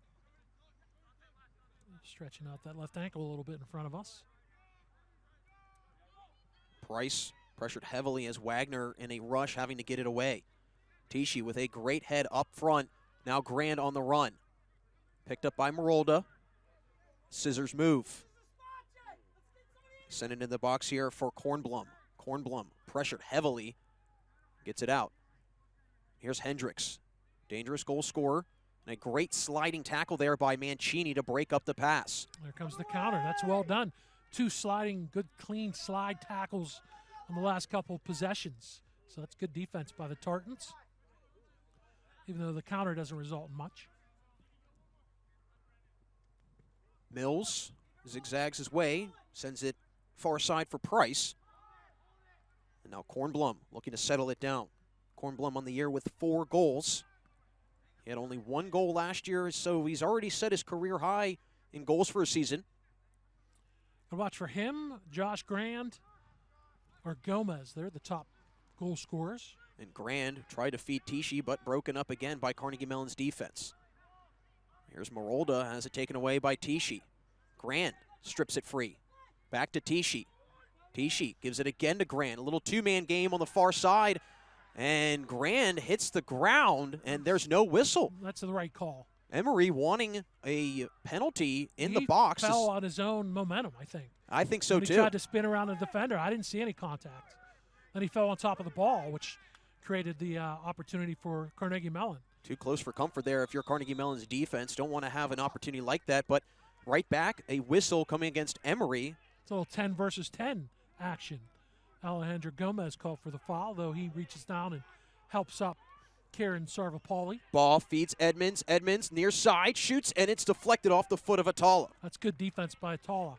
It does, though, result in the first corner for CMU. This is a CMU team that ranks 6th in the UAA in corners on the year at 68. Same exact spot that they finished last year in the UAA in corners, had 88 a year ago. It's a Carnegie Mellon team that finished 7-6-1 overall last season. It looks like it's Marolda or Baugh that will take the corner.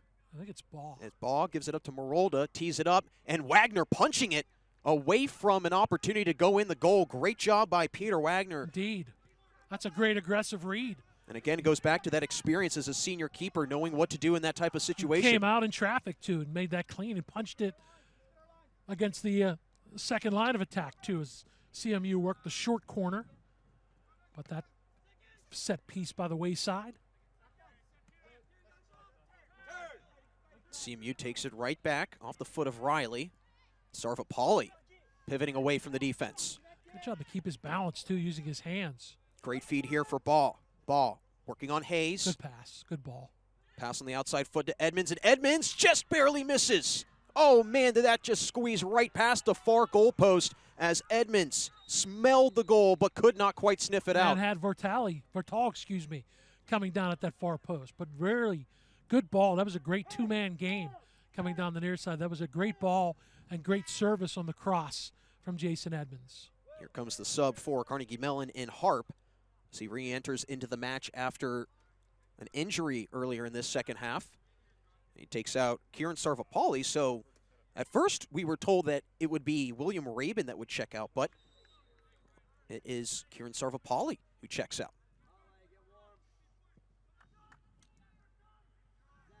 More subs are coming. Yeah, this will be Matthew Tanzer who will get set to check in for Emory. As Grand with a nice touch pass for Tishi. Here's a potential run for the Eagles. Hayes working on his right foot, feeds inside, broken up beautifully by Schlingeman. Thought Hayes might have been better suited to shoot that. He had a lane, tried to be unselfish.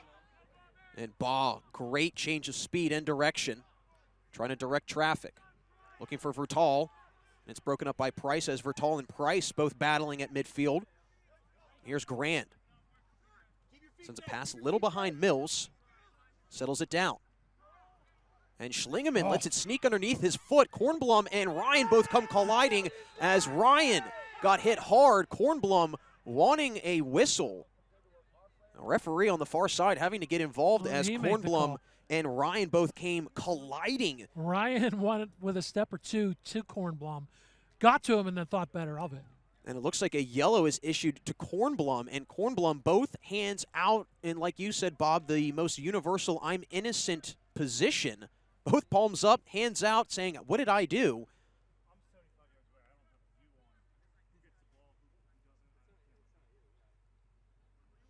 See, you can hear that explanation. You could hear everything, absolutely. By the midfield official. That's why we don't need a 50-50 ball. Right. Though. I can understand why they're questioning. Not questioning the foul, but maybe the card. Right. As both Ryan and Kornblum were going at that ball in the same spot after it went through Schlingeman's legs. And that's hard to call, especially in real time and seeing it just happen so quickly. And I think when you watch that in real time, you see that Kornblum almost seeks out the contact, maybe potentially from the referee standpoint. But again, you see that the goalkeeper gets involved, and obviously I'm going to throw that out there too, Jack. Anytime it's a keeper and a field player involved, I think you're going to err on the side of the Here's keeper. Mills dancing around Mancini, shot right into the hands of Ryan, and then it's booted out of play. Another big potential score there from Mills. As the entire Emory coaching staff with their hands on their heads saying, how did that not go in? That's a great job to hold the near post by Liam Ryan, the freshman. Mills again strikes into the box. Doesn't find an owner. Remember that save. If CMU can come back and unbreak this 1-1 tie. And Mills runs out of space. And Mills had a pass coming from Riley, and his coaches were confused as to why he didn't just let it go off of Carnegie Mellon and set up the corner, but nonetheless sets up a free position here for Carnegie Mellon. And we also have some subs checking in, or at least getting set to check in for both teams. For Emory, it will be Matthew Tanzer, and then for Carnegie Mellon, it'll be Zach Schoenwetter. Here's Cavan, the lone goal scorer for Carnegie Mellon, feeds ball, drops it for Edmonds. And Emory's defense responds with a takeaway. He had Rabin, but Rabin vacated. Here's Harp streaking out of nowhere, leading the charge. He's been great in the midfield, has he not? Absolutely. Beautiful pass to the midfield for Baugh. It's broken up and then taken away there by number 6, Trey Riley. Subs will come in. Late contact as Edmonds kind of went up the hip and then to the ground, courtesy of Trey Riley.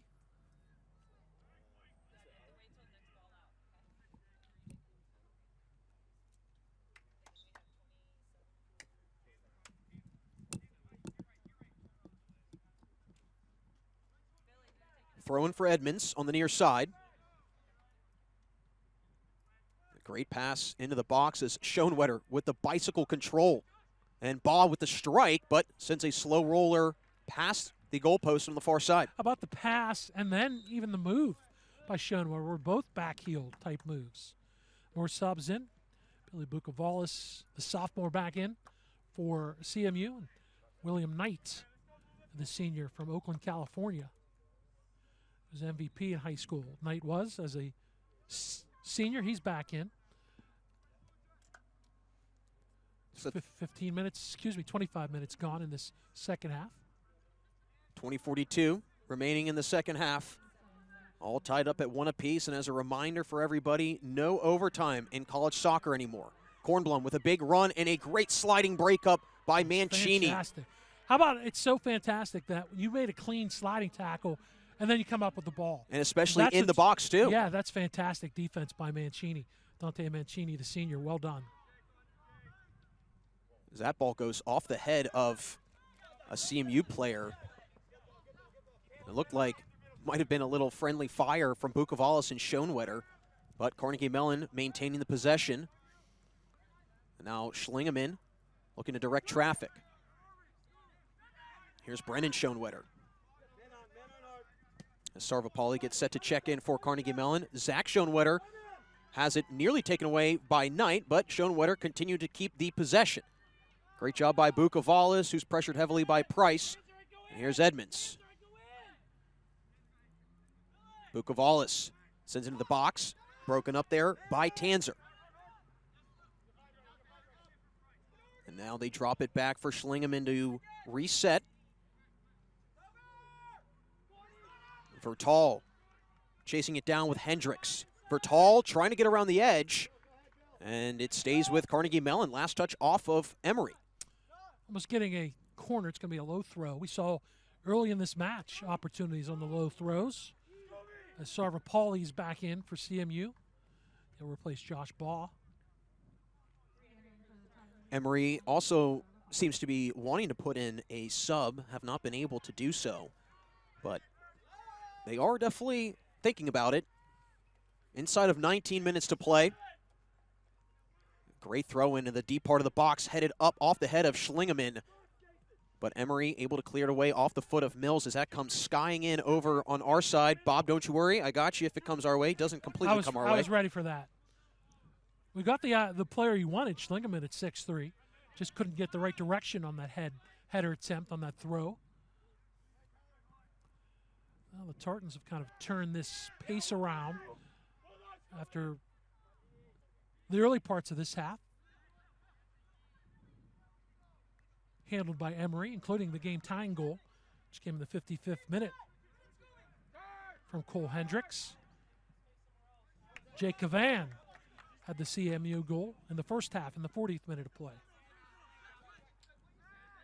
Knight pressured by the other number 2 in Tyler Harp, and the whistle comes against Harp.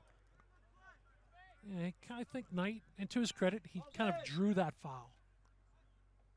Kind of earned it. I'm not denying that there was contact, but was it enough to merit a whistle? Depends if you're rooting for blue or gray and scarlet, right?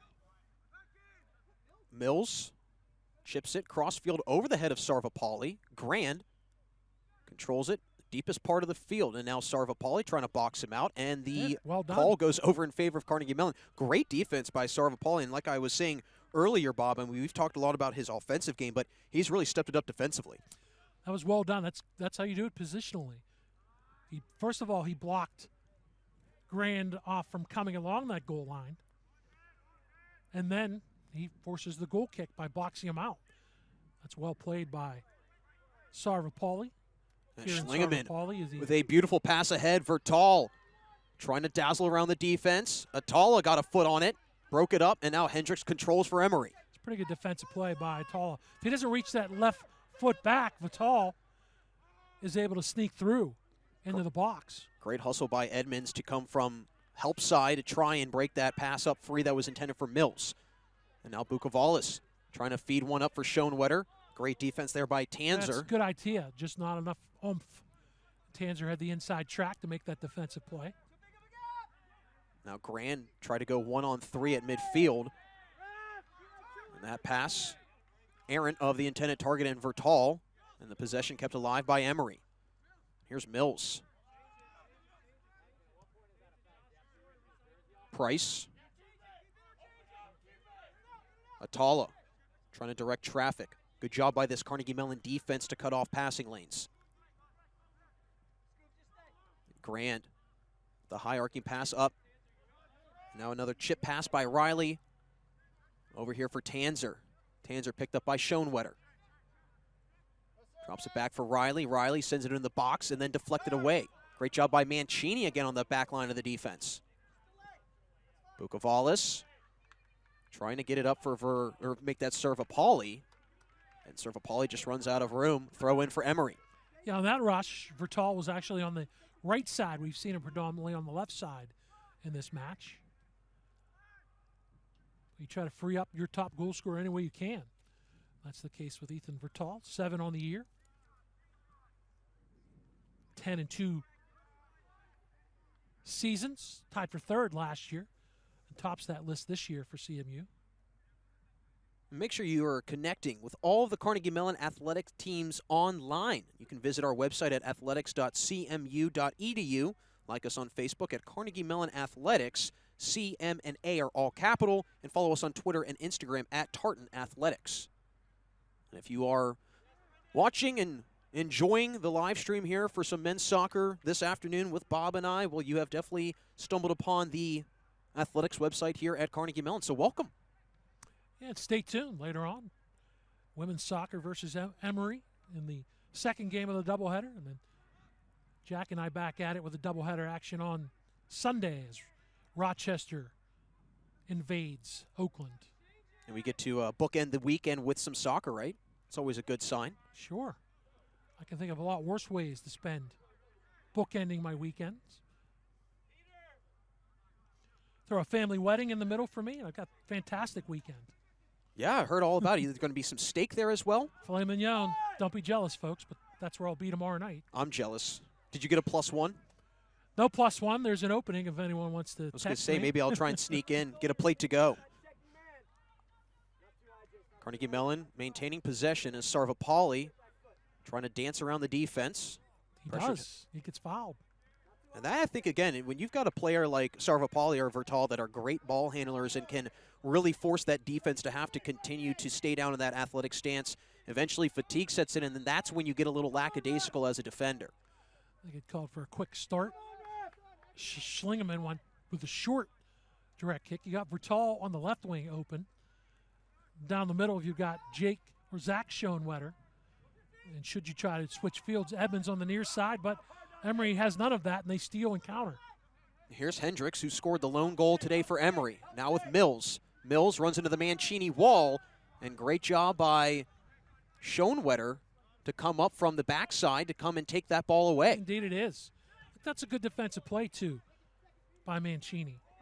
Mills kind of wanted a foul, but he nutmegged him, but it's a better positional defense. We've seen that several times. Good defense by Dante Mancini.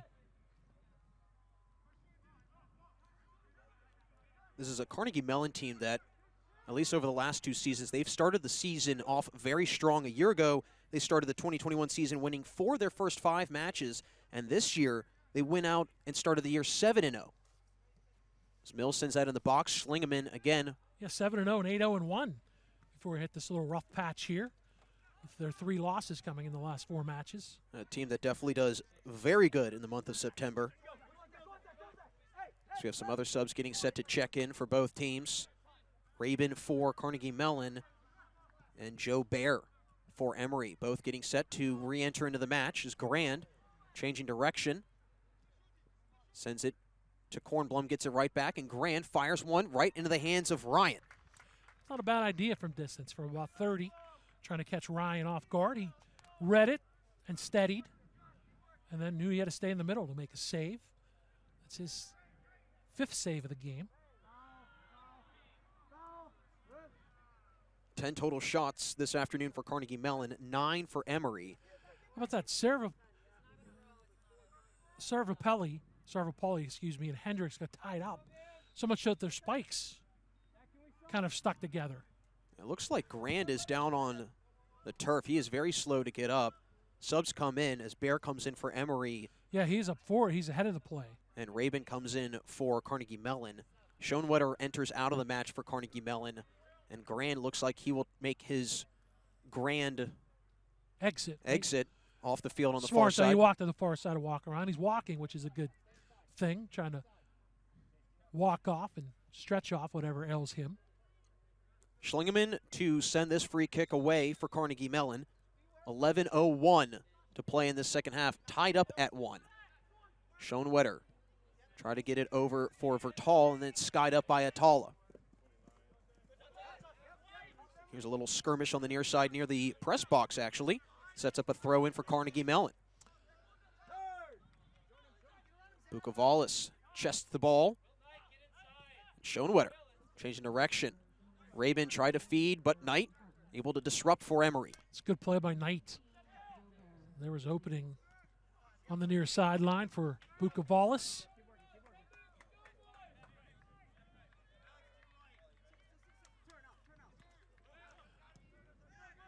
The 80th minute of play in this one. Time running out for both of these teams. If this were to end in a tie, it would be the second tie of the year for Carnegie Mellon and the 5th this year for Emory, as that shot gets right past Wagner, and Bukovalis puts Carnegie Mellon up on top 2-1. Give Bukovalis his second score of the season. That's some kind of misread by Emory, because that kind of basically was a 2-0 down the left side. Bukovalis wasted no time. You look up, there's no offside flag, and Bukovalis surveys. So Emory's having a conversation about that being offside, and goes far side underneath Peter Wagner. And for Billy Bukovalis, the sophomore from Oakwood, Ohio.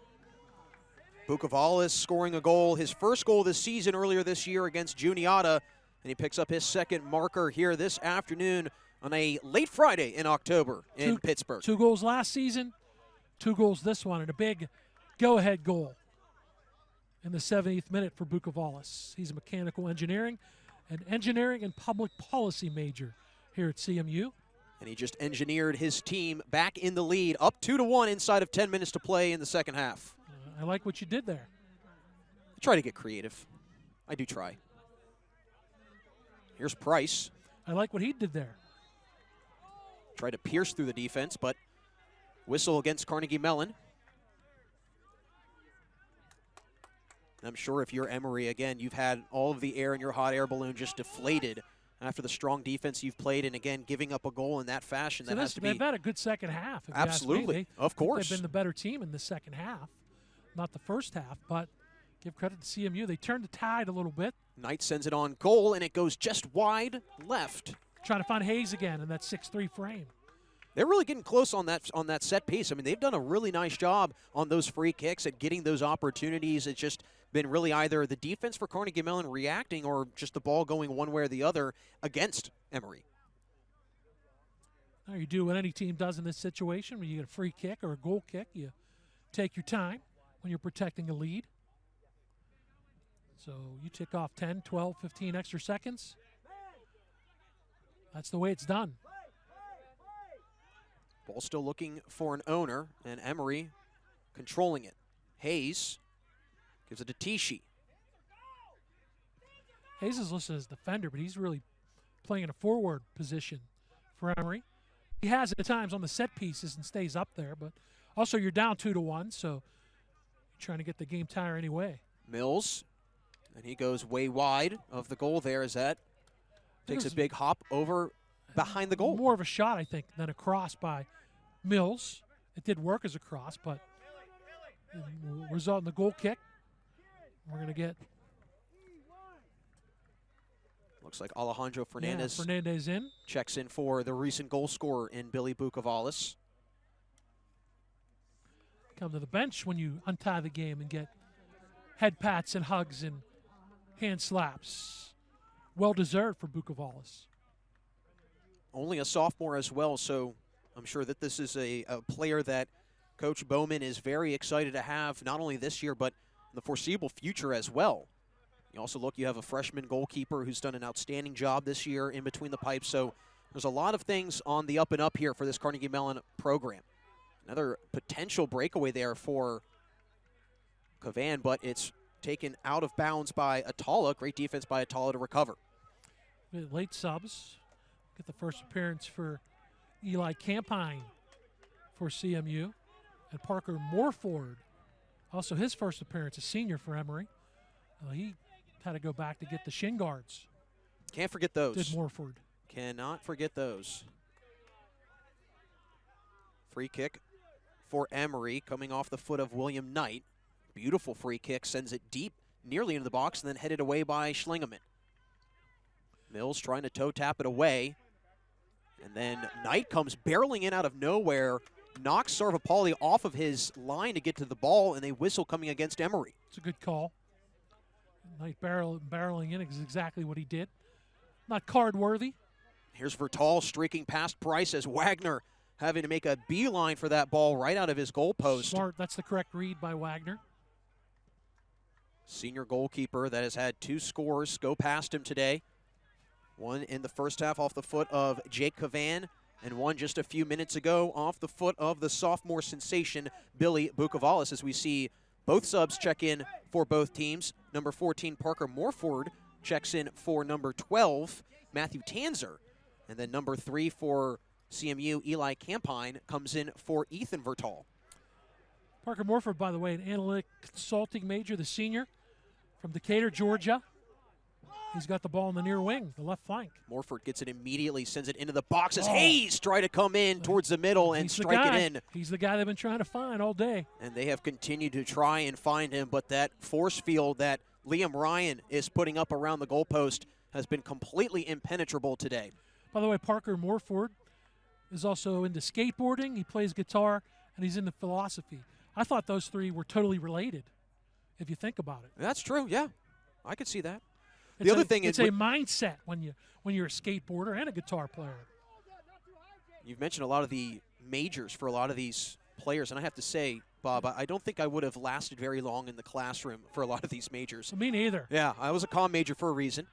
Wagner again. As was I, offside against CMU. Now, if there's one other description of your Emory, you would like to say Parker Morford, a goal scorer, being down 2-1 late in this one. CMU would like to have, actually it was a foul, not an offside, a foul on the service for the Tartans. Schlingeman to take the free kick as he lines it up. Sends one far side, and Knight knocks it out of play, setting up a throw-in here for Carnegie Mellon as we have Brendan Schoenwetter for Carnegie Mellon getting set to check back in as he takes out William Rabin, excuse me. Difference between the Schoenwetters, well, they're twins. A couple of inches, Zach is taller, and then Zach even looks more taller. He's sporting the man bun. And you have to think that with twins, they often, or at least Zach often reminds his brother of that one. I'm sure. I have 2 very good friends that are twins, and I know what it's like to... That's a true sibling rivalry right there. Very true sibling. Yes, very true. Absolutely. There's a large age difference between my brother and I, so we don't have that kind of dynamic, if you will. The throw in here for Carnegie Mellon. It's Edmonds. Down to 4.5 left in this one. And it's headed right over for Fernandez. And then he tries to sky one over into the goal, but Wagner scoops it up. He had Cavan there, so not a bad idea. The bouncing ball, though, kind of took care of that.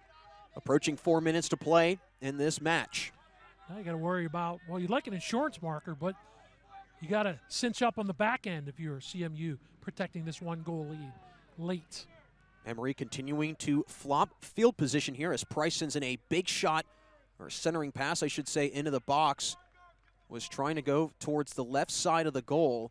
Might have been intended there for Kornblum. It was. Good sportsmanship. Kornblum actually knocked off his counterpart 7. Edmonds down, helped him up. Kornblum was both on the left flank. Kornblum was in the crease, and also on the near side was Morford. So not a bad idea to fire that long through ball, but it leaks out for a goal kick for CMU. Kornblum came screaming out of the gates to start the season scoring-wise, scored 2 goals in the first 3 matches, or I should say over the first 3 matches of the season for Emory. Kornblum with 4 goals on the year as a whistle comes, and it's against Emory. Yeah, it's Morford on the foul. Morford not happy with the call, and this sets up a tremendous opportunity here for Carnegie Mellon, about 25 yards away or so from where this free kick will be.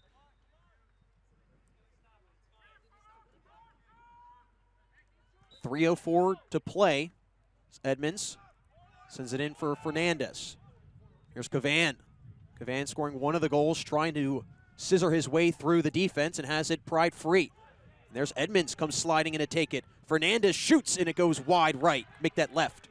Good idea. Tried to bend that in. How about Cavan?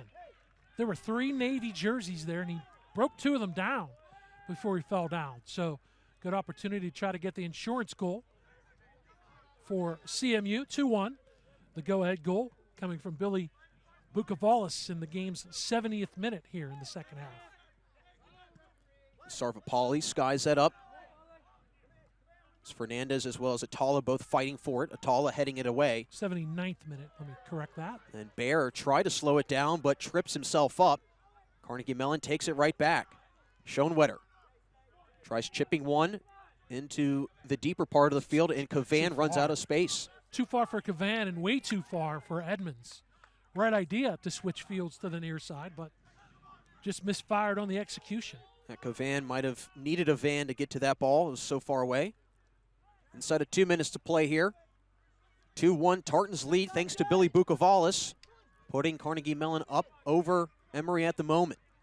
Mills fires, and it bends in a one-hopper right into the chest of the freshman keeper, Liam Ryan. That's a good read again by Ryan. He saw that was bending. His initial step was a jab step to the left as it was headed, but he read the spin, stayed home on the line right in the middle of the net to make another save, then punts it away. Here's Fernandez being challenged by Wagner, and Wagner coming all the way out of his goal post, scoops it up. 80 seconds left in this one. Now you're got the urgency. You can hear it and see it from Emory. Bear having to come back to that pass. Broken up beautifully by Marolda.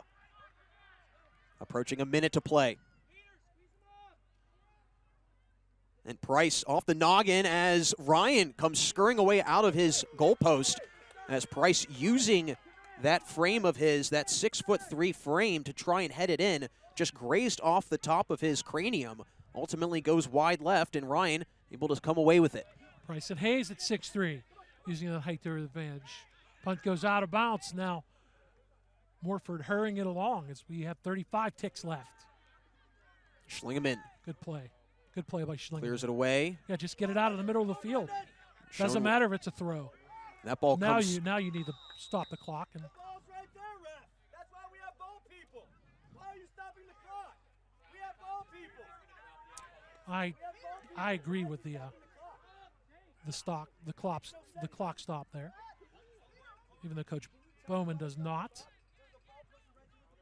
It's Luke Price to throw in for Emory. 24 seconds remaining in the second half. 2-1 Tartans lead. This is your chance if you're Emory on a throw. Price with a big throw in. As Wagner even coming down into the box, having to leave his goalpost to give Emory an extra player. Schlingeman way up in the air. That's good. That wasted about 6 additional seconds. Now we're down to 10. Final 10 seconds. Another throw in, headed away by Schlingeman. Bear trying to control down to 5, strikes as he's falling away, and it goes just wide left. Ryan with a fist pump of celebration as Carnegie Mellon takes this one 2-1, triple zeros on the board, and the Tartans come away with their 10th victory of the season, while Emory falls to 5-7-4 overall, 1-4 in the UAA. And for Carnegie Mellon, their second UAA victory of the year, their 5th home victory, and this Emory team again continues to be winless on the road. I want to say, first of all, pretty good effort by Joe Bear at the end to turn, and I'm thinking that's cleared away and nothing's going to happen, and he made it interesting. But you're right, and that for CMU ends their 2-game losing streak. They had lost 3 of 4. They get the big victory. You need to follow it up good weekend-wise when you host Rochester on Saturday. To Emory's credit, pretty good second half the Eagles played. They got the equalizer, which we'll talk about when we recap here in a second, but CMU eventually gets the game winner by Bukavalis, and they've got their 10th victory, number 1. Number 2, you've got that hope of an at-large bid still in your back pocket if you're CMU.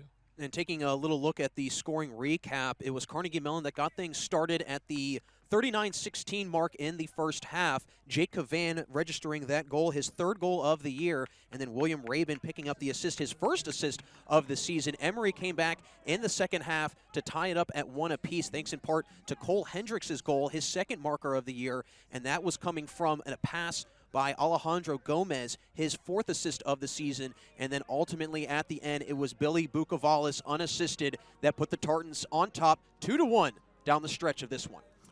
Pretty good finish, too. And Emory thought it was offside, but no whistle, so you play. And Bukavalis did a good job to keep his head up, the sophomore did, and sized up Wagner and fired it underneath him to the left to get the eventual game winner. So good job by CMU. I thought they played a really good first half. They withstood a good push from Emory in the beginning of the second half, and they celebrate, as you can hear, to our right. And now you need to follow that up again with a good effort on Sunday against Rochester. You and I back together for that one on Sunday here in Oakland. Should be a very good one on Sunday here in downtown Pittsburgh. Again, final score here today from Carnegie Mellon. Tartans 2, Eagles 1. Emory falls to 5-7-4 overall, 1-4 in the UAA. And for Carnegie Mellon, 10, 3-1 overall, and 2-3 in the UAA. For Bob Orquist, I'm Jack Ridenauer signing off here from CMU, saying thank you so much for joining us this afternoon. Hope you have a wonderful rest of your Friday.